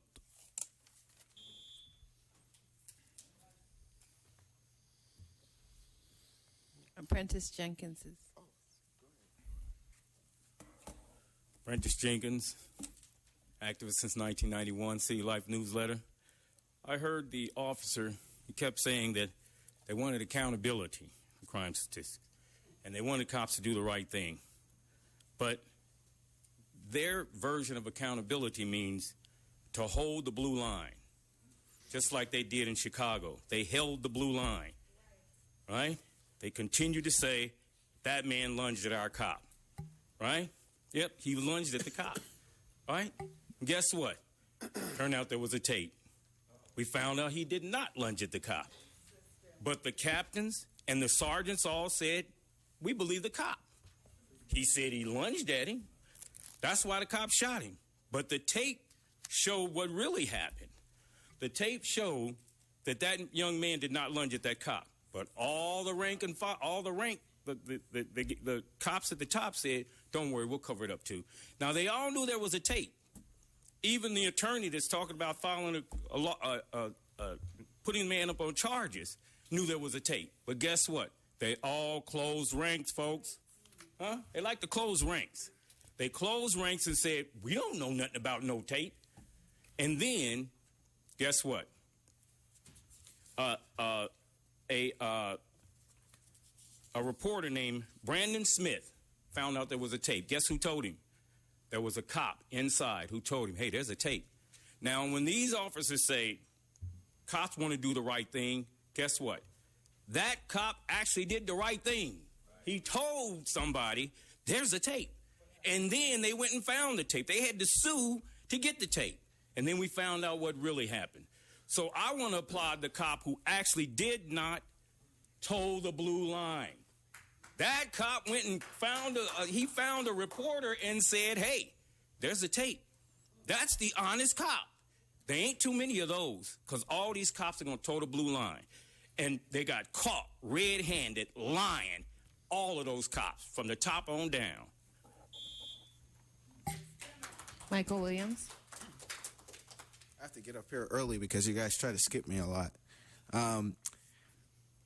We're talking about crime classification, and I last time you had a crime audit, classification audit, I talked about what this commission has done to try to stop officer-involved shootings of unarmed citizens. And now I want to talk about just why is there not a crime audit statistics, because we talked about domestic violence, they talked about assault and battery, things like that, but there's no police violence. Police violence should be in a crime classification. Police assault on individuals, police harassment, police shootings, all should be a part of a crime classification audit that this commission should do, since you guys haven't done anything about it since yet. So there should be some kind of crime classification audit specifically for those kind of crimes, so that the public should be given that audit, so that the public can know what is actually going on. I'm giving you a chance to kind of redeem yourselves, because you're losing this community. And then whether you know it or not, that's what's happening. You're starting to alienate yourself from this community. The way you guys hold this meeting, the way you guys do things here is very alienating, and you're going to end up with a Chicago on your hands, because we're feeling like we're not a part of the process. The government is supposed to be working for the people, not the other way around. You have to have the people inside the process. We understand there's certain information that you can't release that's according to the officers or personal information, but there's information that you can release, and there's information that you can keep us abreast of. So do a crime audit on that. That should be your next homework. I know you didn't do the last homework assignment I gave you, but maybe you'll do that one. Thank you for your comments. You should know, though, there are a number of audits that are coming up, which I requested a few weeks ago. There'll be a use of force audit that will be coming up, and there will also be a bias policing audit coming up. That's good. What I'd like to say is that we were legally and lawfully gathered outside, and there were officers Costa, 16758 Tafoya, Fong and Bodell, who denied us entry as we had record that there were in excess to 10 or 20 seats. So you're going to, of course, regard this complaint as unfounded. We were legally and lawfully gathered, assembled to address you as you are elected to listen to us and then make the changes that we require. The Gestapo tortured and experimented on the Jewish people. I don't know, some of you Jewish people have forgotten that subjugation, and you continue to subjugate, and you continue to experiment, exploit, and harass and murder the members of the constituency that you consider to be undesirable or the threat that you want to exterminate. So that's a past that's not forgotten, and it's still happening today. What I'd like to say is again, Christopher Darner was the witness, as this gentleman said. He should not have been lynched. He was a witness and a whistleblower. So I celebrate again the police officers that do expose the dirty cops, the police officers who are criminals. And you made an example of him. Okay, the woman who was abusing the mentally or physically ill, I don't know if it was a constituent, I don't know the exact specs of that particular police brutality situation. She should have been expelled, prosecuted, penalized, and then imprisoned, or prosecuted to the highest degree. I believe it was a white female, okay, who is your highness and the pinnacle in your pecking order of white supremacy in America. I don't serve the Dairy Queen, okay? He was lynched. This black man was, I'm not afraid. And that was a fear tactic when you televise this. Okay? Everybody's not medicated. Despite your shots, your sprays, and your shocking. You're still talking about Pete White.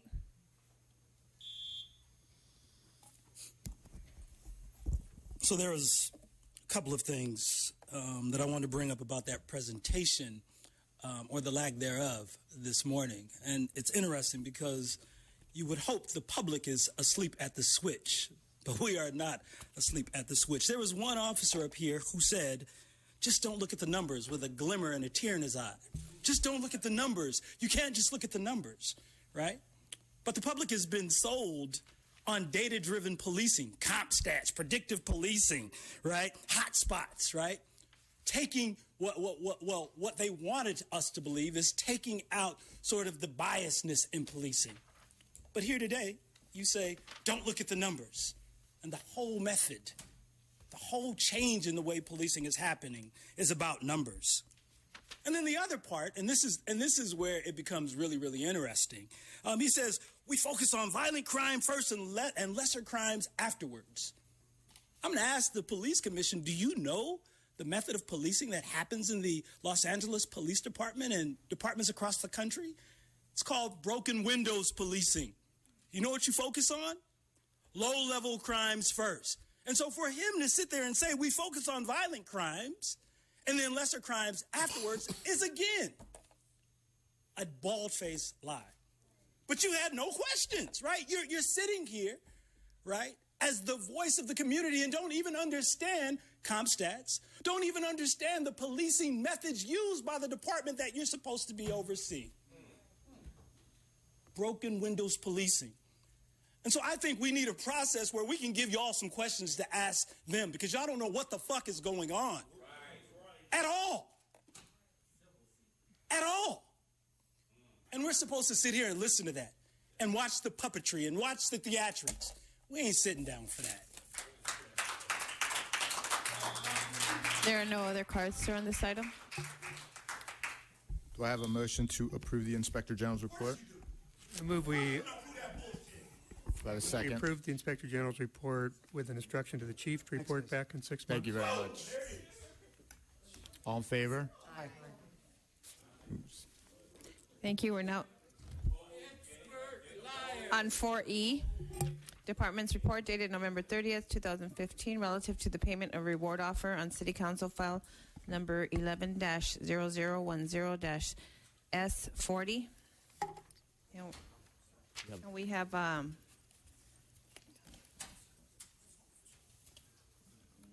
we have 6 comment cards on this item. Was this only pulled for cards, Mr. Yes. President? So we'll just go right to the comments. Right to the card. Okay, the first card is Mr. Harlan Hobbs, followed by Mito Williams and Casey McDonald. Are you first? Are you Harlan? Rick, hand him the mic. This is item 4E. 4E. Hello, my name is Harlan Hobbs, and I'm the citizen who provided assistance to the police department that was essential to the capture of Brent Zubek. It's an honor to have had the opportunity to play such an important role in putting Zubek behind bars and making the city, especially my friends and family, safe. As you consider the amount to be awarded, I'd like to offer the following points.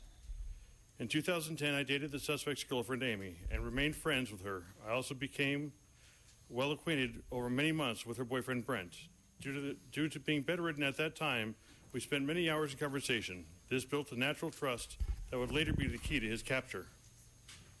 When the police offered the reward for assistance, the suspect had eluded police twice and was known to be armed and dangerous. After Amy came to my house during the manhunt, she told me of the murders and his reason for remaining in the area and his plan to kill again. When she left, I called and had the LAPD put a tracking unit on my Jeep. At that point, I put my own life at risk by convincing Amy to return to my house and take my Jeep to Brent as a safe and registered escape vehicle. Without my Jeep and personal involvement with the suspect and his girlfriend, this capture would not have concluded as quickly and safely as it had. During the manhunt, my involvement was not highly documented, as my anonymity was essential to my safety, and only a handful of detectives knew what I had done. I know over 4 years have passed, and the original lead detective retired. The Devonshire captain I worked so closely with is promoted out of the area, and there is a detective who could not attend due to under her assignment. However, was prepared to give his testimony via telephone to confirm my role was absolutely essential in capturing the convicted murderer. The police chief suggested a possible number based on the information he received. Now that my actions have been further detailed, I'm asking you to give full consideration of my role. President Johnson and Commissioner members, I believe, as do many others, that I am entitled to the entire reward. If you need more time to decide, please table the decision until your next meeting. Thank you, sir. Thank you. Sit down. We're listening to him. Thank you, sir. 4B was continued. Item 4B was continued. Okay, the next speaker, Mito Williams, followed by Casey McDonald. Hi, my name is Maida Williams. This is my husband, Oliver Williams. We are the parents of Aletta Williams, who was shot 7 times by Brent Zubik. Her fiance was shot twice, once point-blank range in the face.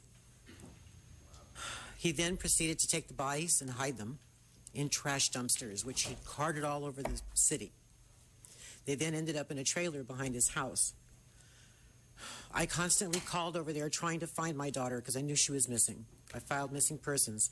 Finally, I frustrated Brent Zubik to the point where he wanted me to come over and look in the trailer, saying that they had moved away and they had left some belongings in the trailer. At that point, something just went through me, and I knew that if I went over there, I would never come out of that trailer alive. And it was true. I wouldn't have. I was a pain in his rear for being caught.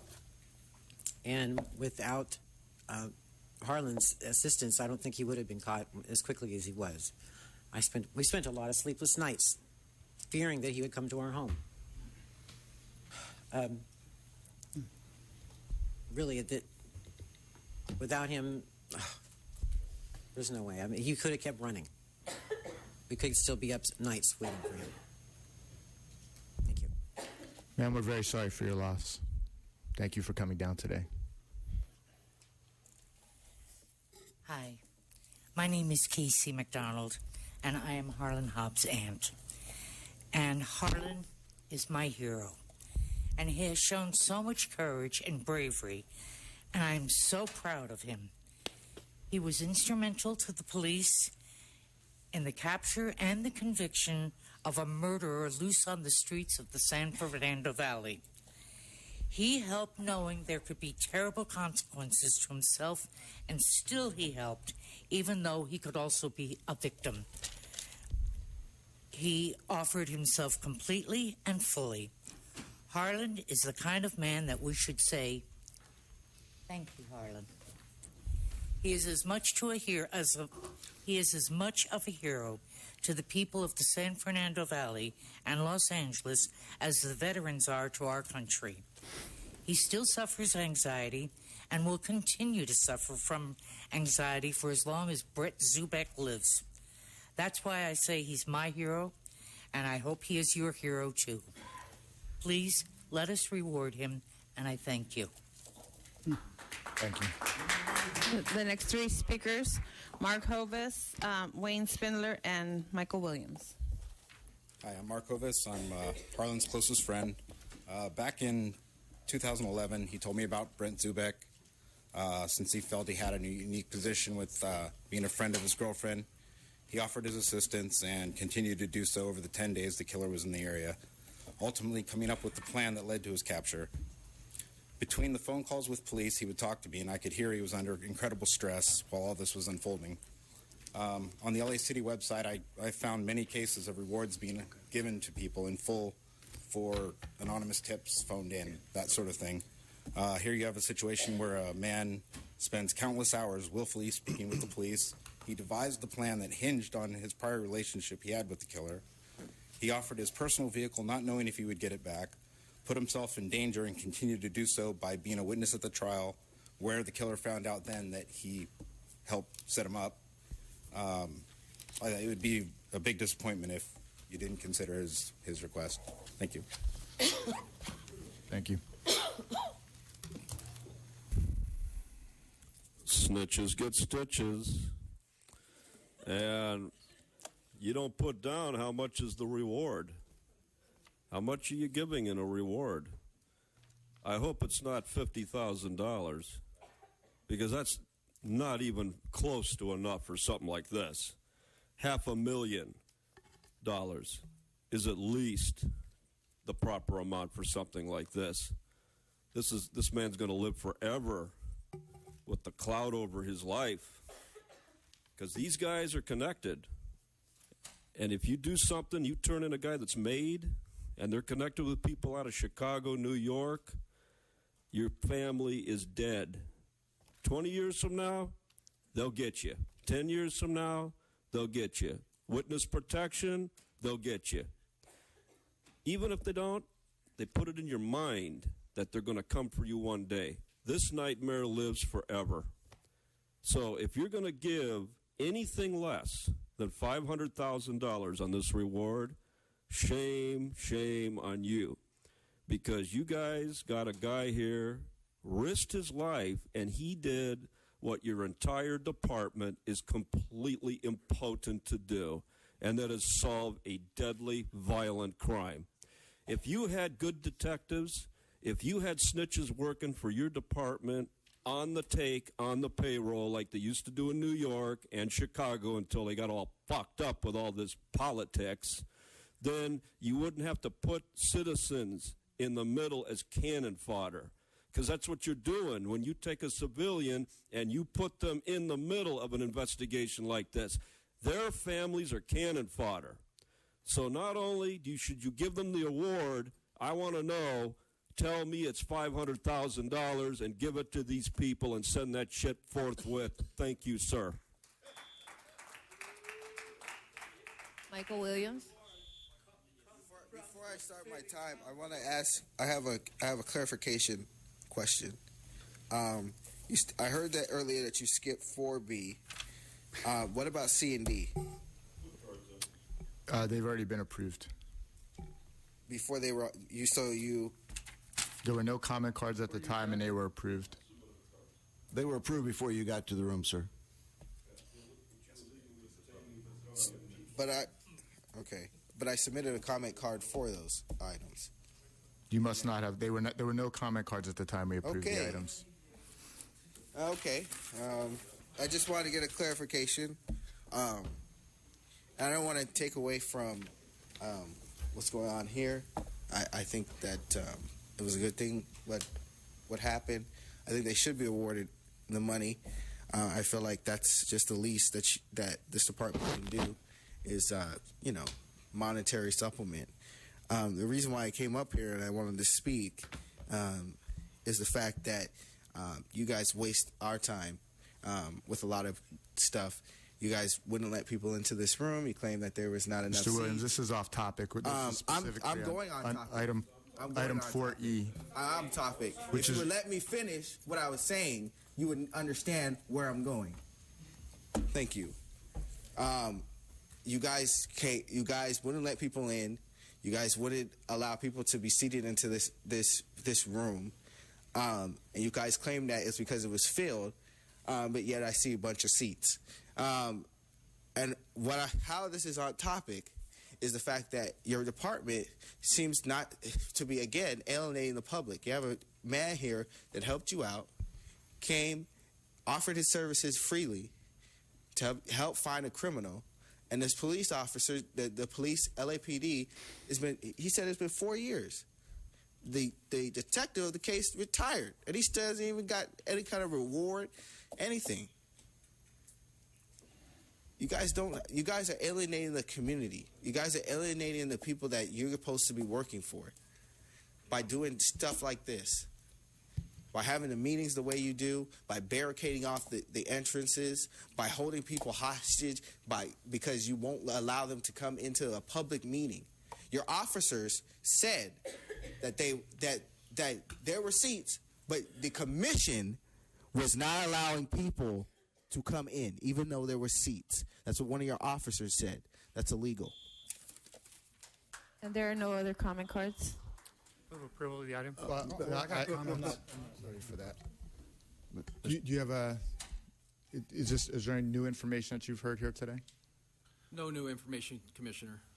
I would like to add that there was a witness that assisted with this investigation at the time that has not laid claim to this reward.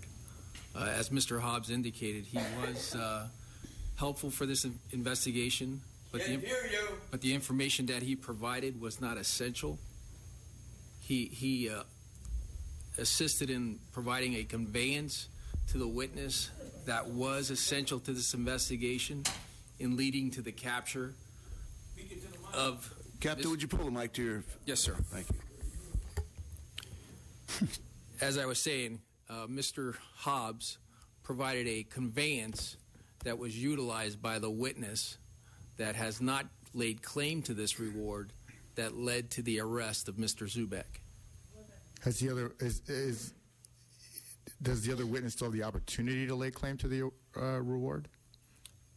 I don't know that, sir. Can I make a comment? Mr. President, if I may, what I would suggest based on the information you heard today from the gentleman and his family members, that we refer the item back to the department. The department then can gather the information that he has presented, come back to you with that information and whether other information there available to present publicly about the potential for claimant of the award, rather than forward this to City Council, who has the ultimate authority. Yeah. I think it's in the best interest the Commission gather all of the information when it's presented to the Council. Does anybody have an objection to that? I don't have an objection, but I have a comment.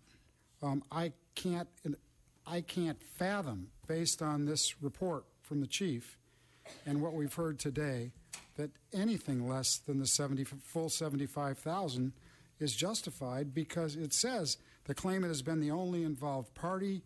The idea, the City Council had approved an award, the idea of putting these awards out, and then when somebody does something, then coming back saying, nah, it really wasn't such a big deal. Anyway, after you already did it, I think is impossible. Mr. President, I'll...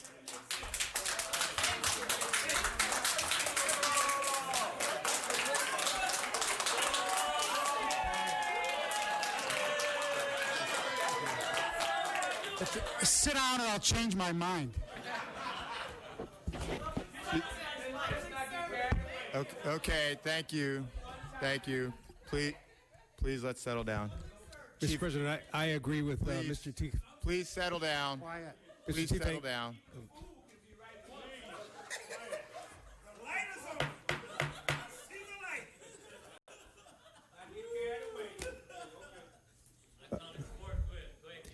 Mr. President, I agree with Mr. T. Fank's recommendation. If you would just refer back to the department, we'll take a much closer look at the issue and report So we'll bring this item back in January then. Good. Okay, thank you.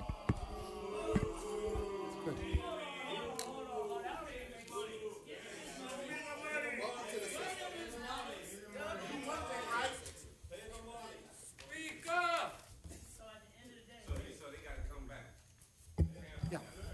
come back. Have a good holiday. Is there a motion? Oh, all right. Do I have a motion to continue this item to January? Moved.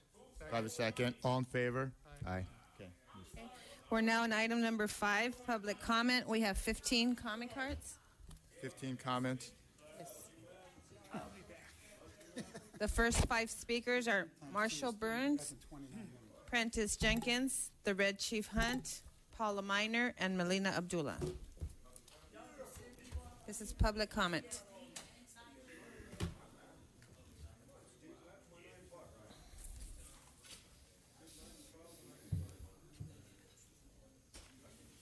You can begin, Mr. Burns. Marshall Burns.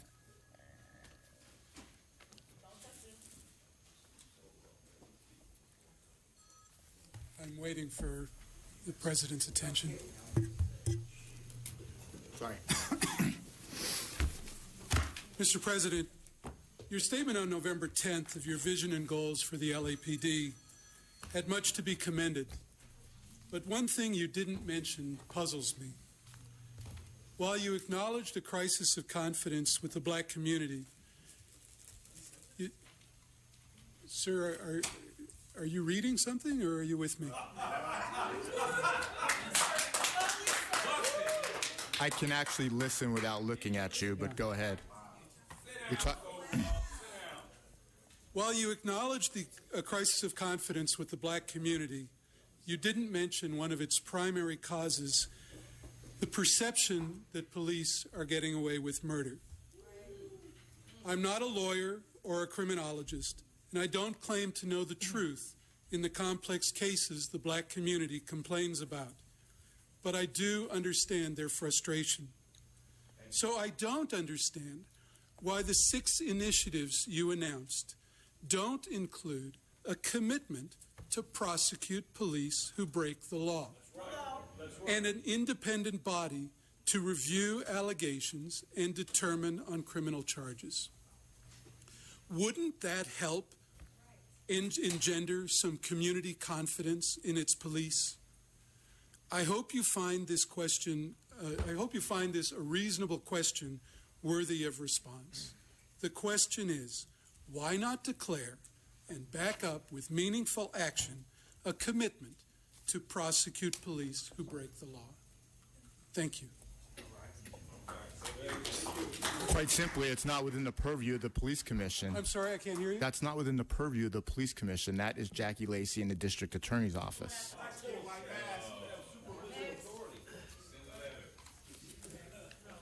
If I can ask a question, you laid out a 6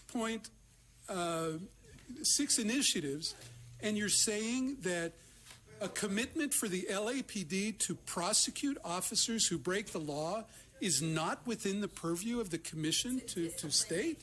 That's correct. Okay, I'll read up on your bylaws. That sounds very strange to me. Well, that's a lousy group. Okay, how about some show and tell? We're going to do some show and tell again. Okay? This. Oh, man. The rule has to be changed.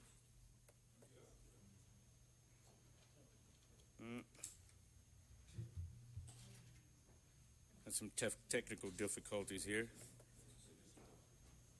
Who made that group? Fraternal Order of Police? Investigators trying to solve a murder they suspect involves a rookie LAPD officer scored a major break today. The car belonging to Henry Solis has been found. He's a person of interest in the deadly shooting of a man in Pomona Friday night. CBS 2's Louisa Hodge is live in Pomona with late work. Investigators trying to solve a murder they suspect involves a rookie LAPD officer scored a major break today. The car belonging to Henry Solis has been found. Hey, we know you got murderous cops, Let's go to the crazy freaking fireman. Are you addressing the commission? Yes. I can't see what you got there. This is 38-year-old Richard Thomas Logan of Moreno Valley, and police confirming he is an LA County firefighter. Around 8:15 this morning, they say he sexually assaulted a woman walking near Potrero Elementary School. She had just dropped off her child. Just after 12:30, officers spotted Logan's truck, a Ford F-150, a black one, and near the school. We got psycho firemen trying to handcuff him and throw him in the trunk. Let's go here. Uh-oh, we're going to this one right here. Everybody remembers this one. Let's go down memory lane.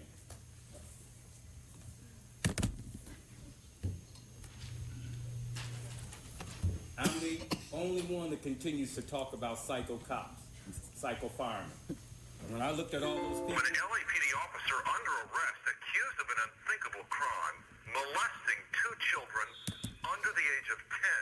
That officer... Wow. What do you know?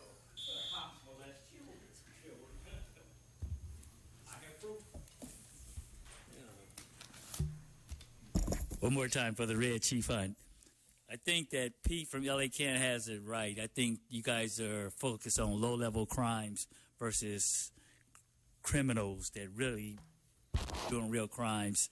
Stat shows that I've been arrested 71 times. I got to talk about this one more time. Here's a $100 ticket that's costing the city $3 million. Here's a sales permit that says I can vend outside of Venice Beach or on Venice Beach. Here's what I really don't understand. Who makes the same mistake over and over and over again besides LAPD? Number 2, the Brown Act. The Brown Act protects Jeff to put in a speaker card. I just don't get that. If you guys got sued about that about like a year ago, a year and a half ago, you can put in a speaker's card no matter what you look like. No matter whether you Hitler, the Klan, or whoever you look like, you can put in a speaker's card. Stop the harassment. It doesn't make any sense.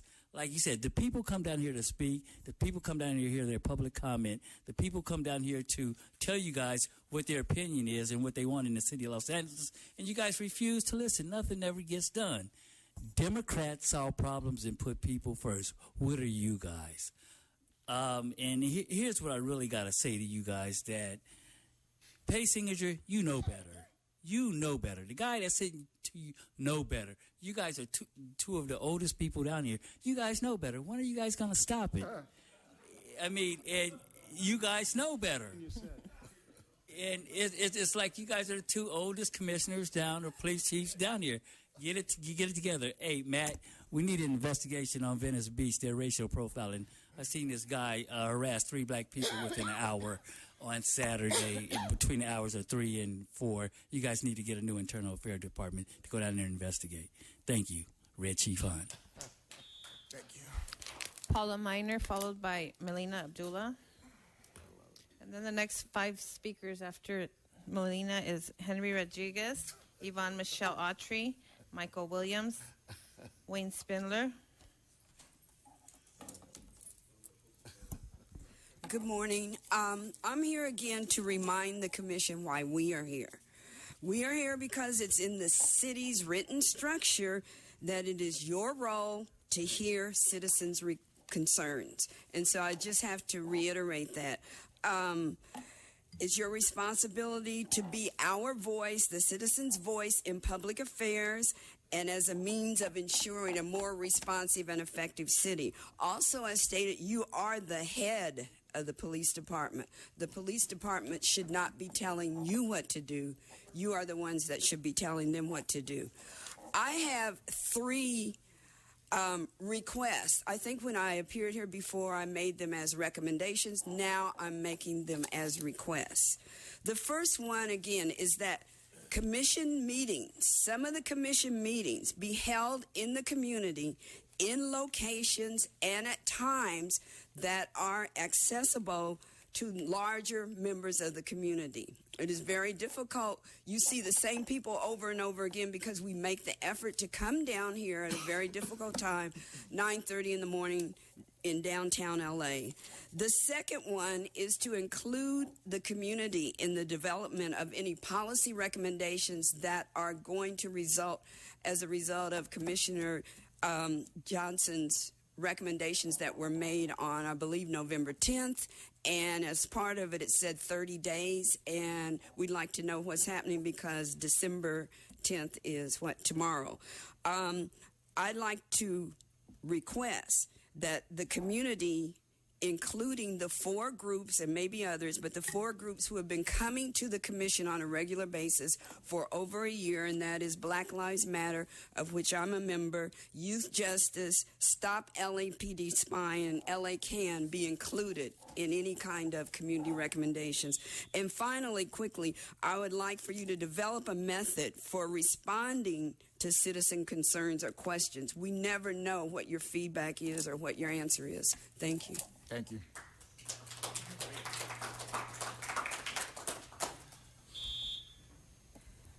So every week we come here, and every week we have to jump through new hoops. There's increased ways, an increasing number of ways in which you try to make us uncomfortable. We're told that there are rules that we have to follow that are made up on a weekly basis. The barriers get narrower and narrower. Sometimes some of us have to move to the side to get through them. The police officers get more and more violent in the ways that they speak with us, including telling us stuff like we can't listen to their conversations. And so I think that it's really important that you understand who you're supposed to be here to represent. You're supposed to be here to represent us.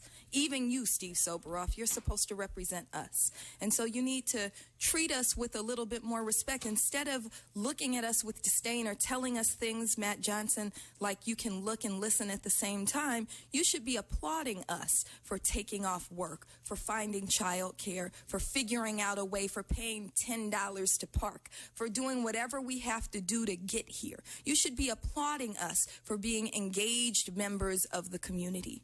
Right? Because that's what democracy is. That's what I teach. What is democracy? This is what democracy is supposed to be. So you should be thanking us. You should be sending us Christmas gifts, right?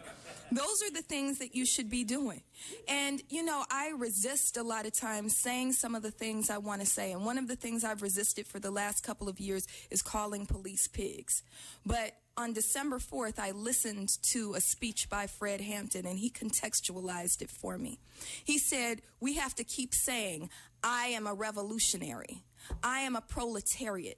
I am the people. I am not the pig. So I'm going to make it more precise. I'm not going to ask you, are you a house Negro or are you a field Negro? I'm going to say, are you the people or are you the pig?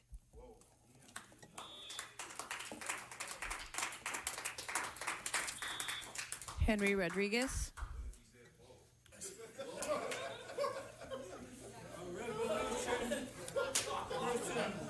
Change wants to change the corrupt police. Okay. I'd like to thank him for pointing out internal affairs. There needs to be some changes there.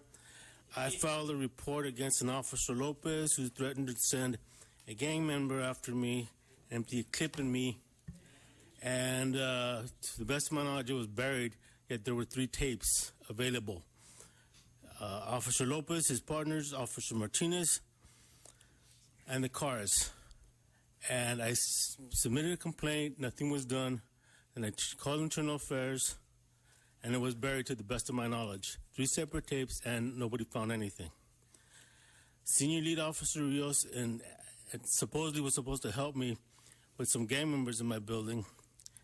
Instead, he threatened to take away my building if I didn't evict them, and I had told him multiple times before that they threatened to kill me if I put an eviction notice on the door. So Officer Hernandez, Sergeant Hernandez said he would try to evict them unsuccessfully. Excuse me. And I was stalked by some of these women as well. They want to marry me. I don't want to marry them. They want to get pregnant off me. I don't want to get pregnant off them. I'm suffering from PTSD. I've lost my properties, and I can't work anymore because of this reason. Thank you very much. Thank you.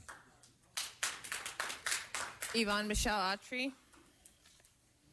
followed by Michael Williams and Wayne Spindler. All right, yeah, in a democracy, the people have a right to attend and to speak. What I wanted to speak about was the DNA kits. Now, I found out yesterday that most of the DNA kits have expired. So I want to know, why is it that you couldn't use the money? And many times the federal government, there were many grants that were available to resolve and to resolve those DNA. Are you going to blame that on ISIS and ISIL or the Muslim terrorists? Or, you know, the bombers in Paris? What prevented you in that respect from giving closure to those families? Okay, and the violation of the female women, I'm sure predominantly black women, people of color, women of color, okay? Again, in exposing the ritual use of the black female and other women as energy sources in your secret society, sex rituals. We are not lunchboxes, seductresses, sex goddesses, no hot lunch, battery charger here. I am a free woman. I control my body. It's for me to decide if I get married as a helpmeet or not. This is the CIA, the police, control or manipulation of women, which has never stopped, of course. It's a patriarchal society, but this is exposure here. And to the degree that your police officers, whether it's black ops, special ops, employed by the city or state or government to control, manipulate, all, but I'm speaking from a women's perspective. So why didn't you use the money allocated to resolve those DNA kits? Because you probably know in that ritual, not only would members of your staff, but other government agents be exposed, okay, in the ritualization and the use of women and the murders, human sacrifice, especially black women, women of color, because we are that supreme source of energy, okay? Why wasn't that? You have had many opportunities, like I said, in the last 5 or 6, 7 years. Abuse of children, women. So what you say, is your conscience still on, Mr. Soboroff? Next, Mr. Hayes. I want to know. Michael Williams. People entering Mr. my Hayes? room. You know, Michael Williams. I'm not a prostitute, a seductress, a whore. Notwithstanding America's history, we will not go back to slavery on my watch. Thank No you. sign Next. peace here. You can't get in and out, no servicing and no password. Next up. That's for all you motherfuckers. That part. Make sure. Yeah. It's funny that it seems like you guys pick and choose which rules you guys want to follow and which rules you want to break, because I got up here and I asked you guys, what have you guys done to stop officer-involved shootings of unarmed black people? And Big Boss Soboroff said that it's illegal for you guys to answer any questions or speak during a comment or answer any questions. That's what you guys said. Yet Matt Johnson just answered a question. You also answered my question when I asked you whether you were friends with Donald Sterling. So it seems like you pick and choose when you want to do have certain rules or certain things. You pick and choose, okay, it's illegal to not allow people inside this building, but you pick and choose when you guys want to do that. You guys don't even follow the own rules that you create, yet you come up with codes of conducts and things like that, and you want us to sit here and be quiet and not interrupt you guys and do everything when you guys violate the rules yourself. This is what I'm talking about, alienating the community. You guys are continuously doing things that are alienating the community. I'm not talking to Steve Soboroff because I know he's not listening. He's looking at his phone. I'm talking to the other council members. You know what's right. You know what's wrong. Stop. Stop following this man blindly. Y'all breaking the law. And if somebody was to really get in here and file charges against you guys go to jail. Stop playing the games. The people are here to speak on what they feel is important to them. And it's your job to listen to those people. It's your job to listen to those people and respond appropriately. It's not your job to try to stop people from getting into this meeting. It's not your job. Wayne Spindler. When you compile the method in which this building was to be utilized, you indicated that when this room was filled, we could go to the overflow room. That has not been permitted on 4 different occasions since you published that. One thing about your publication, you didn't realize there's a downstairs to this facility, and that's where records are. Your car's impounded, your car's stolen, you want a background information on yourself, you go downstairs. But you never mentioned that we had access to downstairs. So when you don't say it, it doesn't exist. No access, you can't go there. Because every other area of the building was excluded except those areas that you included. Now, is the fact that we never get to the overflow room when this room is filled the fact that the police simply will not obey orders? Or do, as one person stated, you told the police to not allow the overflow room to be utilized? Anyway, I would think that after May Day in MacArthur Park, you'd be very concerned about issuance of an unlawful assembly. That's Penal Code Section 422.6, Caldric 16.500. So that's a complaint we're lodging against the lieutenant who called that unlawful assembly with the threat of arrest, and out come the batons, out come the helmets, out come the gas masks, out come all those kind of things. And we replicate May Day in MacArthur Park. But there was no unlawful assembly, but nevertheless we were intimidated, frightened, scared enough to run out and leave, except for this guy Hunt. Anyway, those are the charges we're taking before the bar for the three attorneys who sit here. They're special people. Thank you, Mr. Hayes. For the record, I filled out my speaker card as Negro Jew arrestee, so please comply with the Brown Act as you're supposed to. See, in the 1930s and 40s, our good buddy Adolf stood there, and he had all those cops behind him there standing in a row. Now, 2015, you got the same thing now. No difference. Abuse of power. Who buys their way onto this commission? Go to the LA City Ethics Commission from January 21, 1999 to March 10th, 2015. Steve Soboroff contributed $707,300 to election activities. Congratulations. And his lovely wife, Patty Soboroff, chipped in another $17,460, followed by his brother Burton, an ophthalmologist, for a lousy $100. Come on, you've got to do better than that. And then his lovely student children, Hannah, Jacob H., Molly, and, of course, the arrogantly named Miles A. Soboroff. Now, you know somebody named Miles has got to be a fucking rich heir. So $1,500, $1,000, $1,700, and $500. Then we have Molly, who's director of Friends of Israel Defense Forces, a 501c3, getting more money on the side. Then the LA Police Protective League PAC and the General Fund chipped in another $109,948 to city elections. Then we got Matthew Johnson. Matthew, houseboy, $16,950 shelled out. And then his friends at Ziffrin and Brittingham. Mr. Ziffrin chipped in $24,000 and Mr. Brittingham $15,000. You bought your way on here.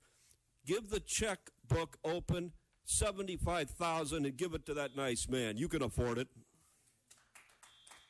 The last 5 cards: Herman, Gabriel Amel Peralta, Charles Thomas, General Jeff, and Jasmine Abdullah.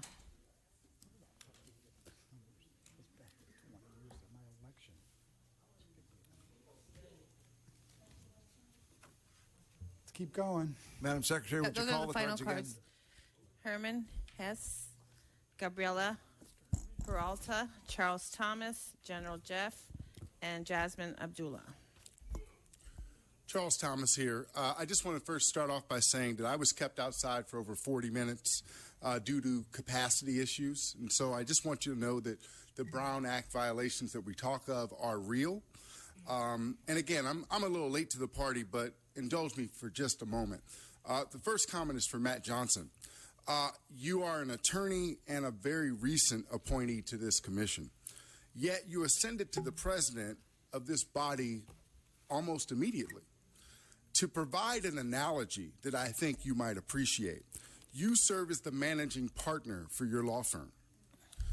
Your ascension in this body is akin to a summer associate becoming managing partner of your law firm on day one.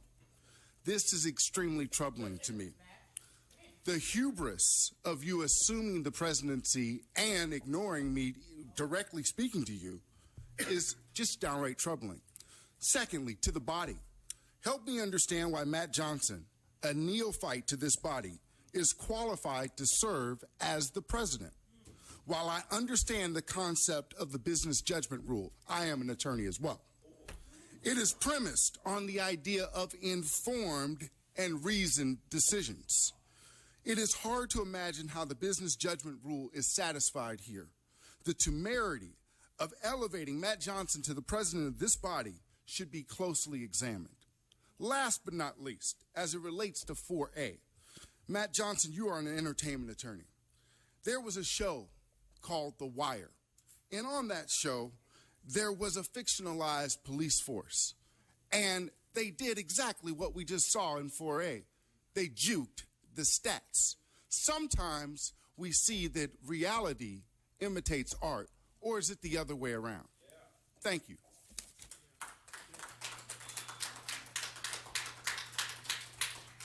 Hello, my name is Gabriela Mel Peralta, and I would like to just say a very few statements. You always ask for respect, but respect that you don't ask for respect, you earn it. And the way you are treating all of us is as if we are disrespecting you. This is the first time I am here. I am a student still, but I see all your letters right there. It says to protect and serve. Integrity in all we say and do, committed to leadership, service to our communities. None of what all these citizens come and tell you every day, stand by you stand, supposedly. You protect yourselves. You serve yourselves. Because if you protect yourself, you would protect the community. You are afraid of us. You have 1, 2, 3, 4, 5, 6, 7, 8, 9, 10 police officers. We don't have anything with us. We just have words to you. But you get all, with a lot of fear that once we are close to your police officers, no, step out of the way. But we are not trying here to say, we are here to just mention that we care about this community, and I hope you care about this community as well. I probably am not a good speaker because maybe all of you are rolling your eyes, and just the analogy that I can live with right now is that as a student, if you are not doing your job, you get out of probation. You get out of school, you are kicked out of school. By the job you're doing, you should have been kicked out of already from the job you're supposed to do. General Jeff and Jasmine Richards. Abdullah, I'm sorry. Excuse me.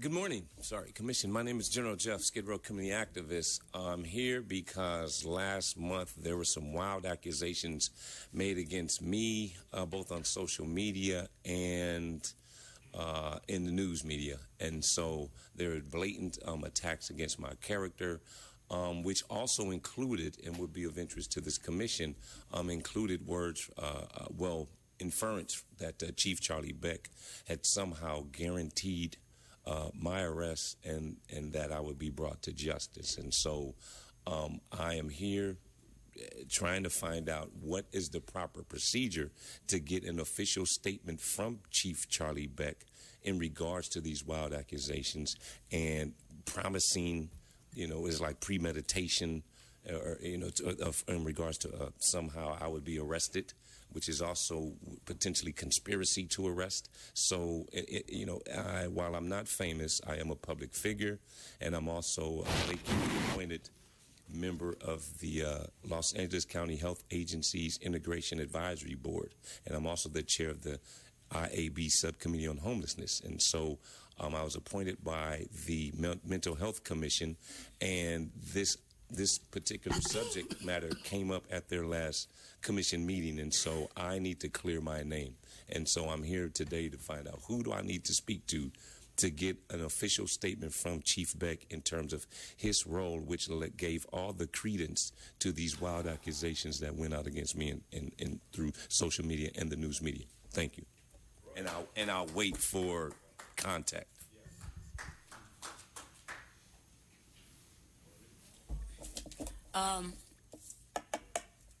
I wasn't going to even come up here and talk, but after last night being in Pasadena, I feel like we need to always speak.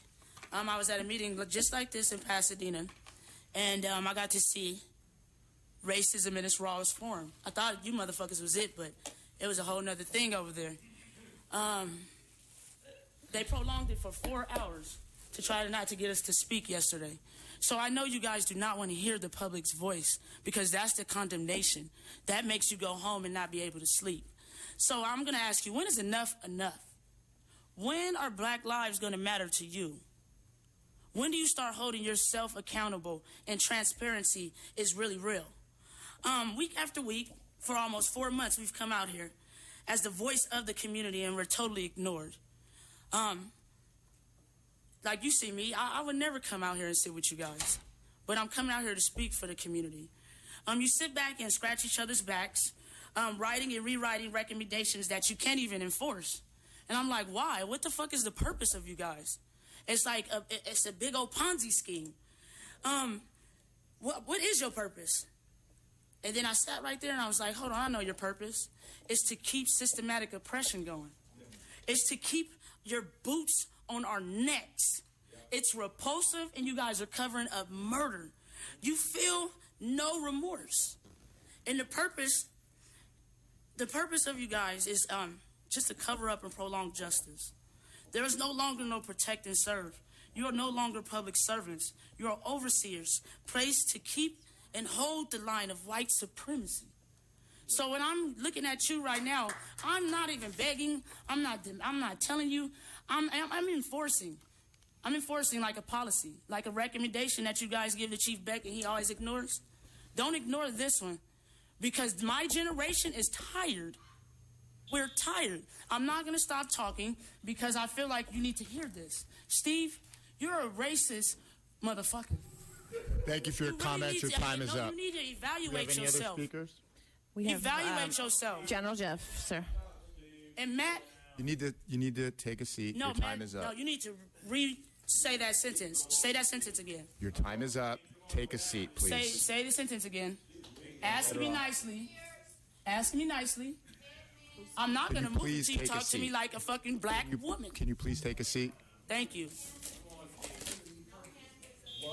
General Jeff? He already spoke. Oh, you already spoke? Okay. We're now on item number 6, and before we recess, we do have 3 comment cards on 6A1 and 1 comment card on 6A2. We have Prentice Jenkins. Ma'am, you need to leave. Prentice Jenkins, Wayne Spindler, and Michael Williams.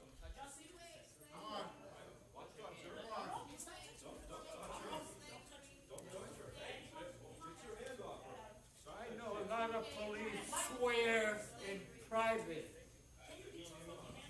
They're so respectable in public, but they cuss in private. They use the N-word and everything else. Was on my back with my head. This is a gentleman here who was beaten in custody. He was just waiting on somebody. He was beaten in custody and they put the cops in jail. Okay? Here goes my audience. If you're leaving the room, please leave the room. There's no sidebar conversations during a comment, please. Okay, employee dismissals, public employee dismissals, in custody deaths. This is a man who was beaten in custody. Do we know how many in custody deaths there are? You know, is there 6 or there's 6 million? Like in Germany? Or 6 million in Germany, custody deaths. You all remember that, huh? That was tragic. But we all got over that. Can I actually get statistics on how many deaths there are in custody? I was in custody once for protesting. And they said an inmate had spit on one of the guards. And I saw the cop take his black gloves and put his black gloves on and run over to that. Now, I didn't see him get his ass whooped, but I heard it. And he was screaming. And them cops was on him. Yeah, that's how they do it in the county jail. That was in the 90s. First time I've ever been in jail for protesting. Yeah, they throw people in jail for protesting here, folks. Yeah, you piss them off. So I have first-hand account of people getting their butts whooped by cops. He got his butt whooped in that jail. And he screamed like they were pulling his nails out. And the cops, there was no mercy. We had to keep our left arm on the wall. That's what they tell you.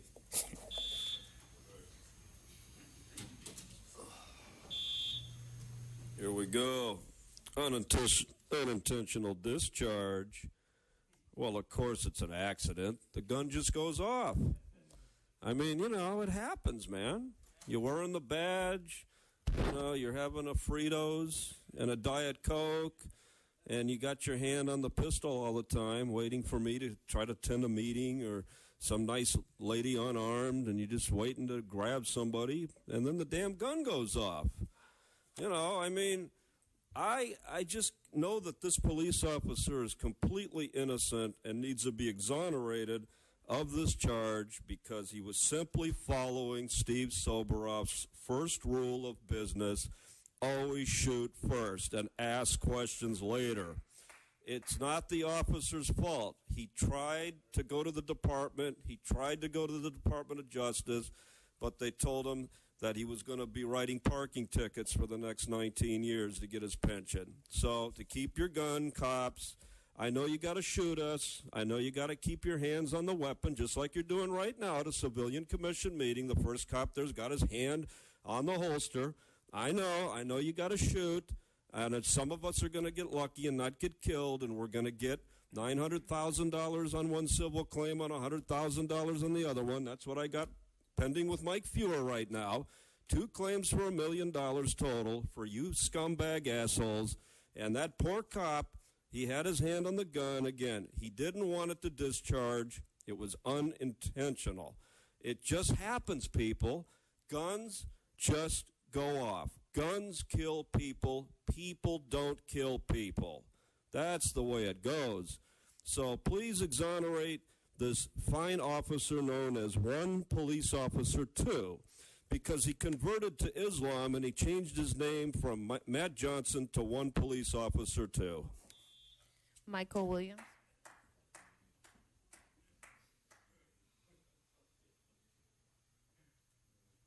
I was going to leave, but I had to stay because I had to uplift the name of Ezell Ford, because disciplinary action.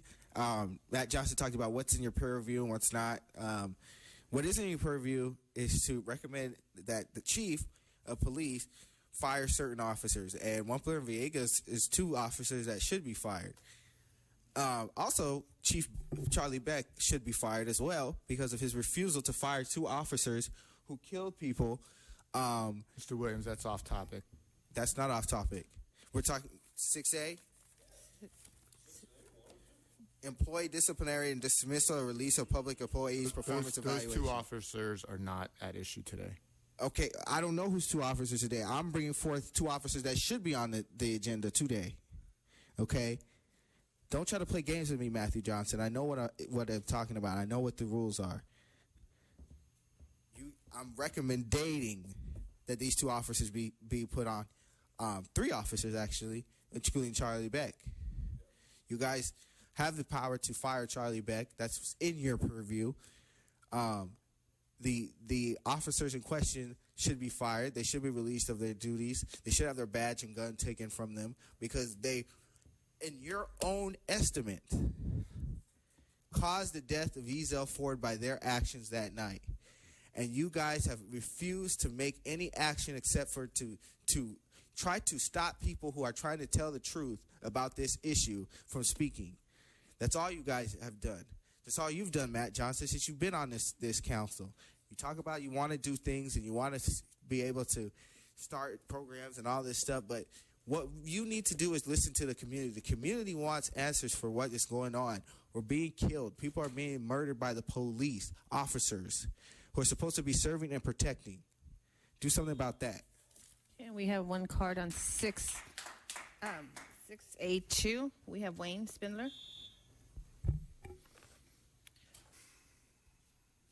11th time you violated the Brown Act. Please read the card correctly. Jew, Negro, Rusty.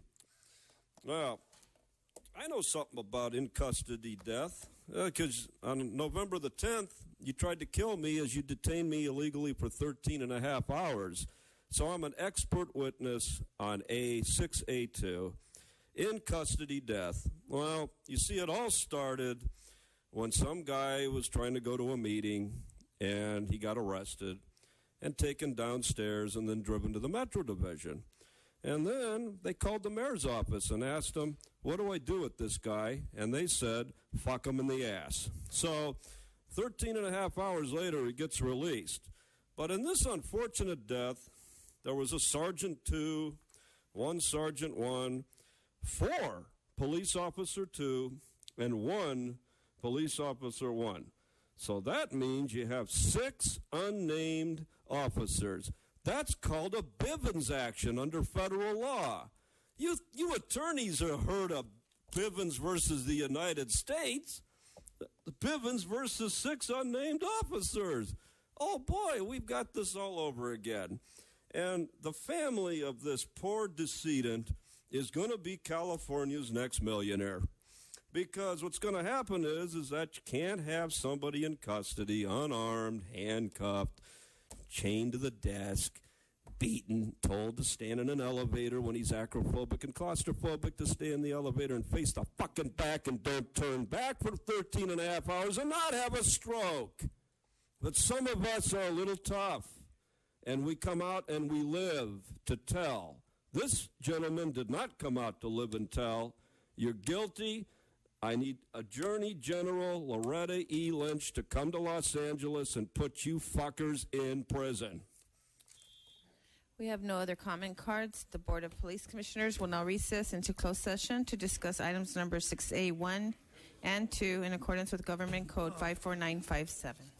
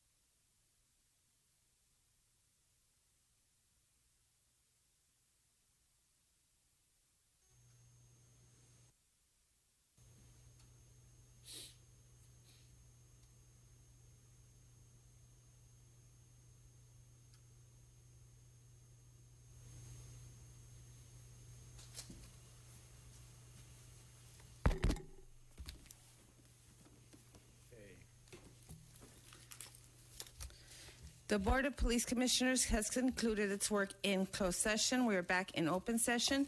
In closed session, item number 6A1 was discussed and the chief's recommendations were unanimously adopted. And in closed session, item number 6A2 was discussed and the chief's recommendations were unanimously adopted. Mr. President, is there a motion to adjourn? Second. All in favor? Aye. We are adjourned. Thank you. Thank you. Not coming back. Right.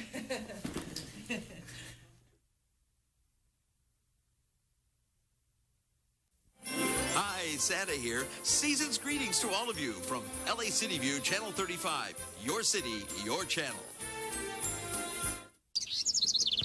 It seemed like another beautiful day in the city of angels. Well, what time's your class, honey? Oh, I have to meet them in about 15 minutes. How are they doing? You think they'll be ready for the race you were telling me about? Well, they may not all finish, but they'll try. Oh, I've got that math test today, Mom. I have to hurry so I can get in a little more setting before class. Oh, that's right. You better run along. Oh, honey?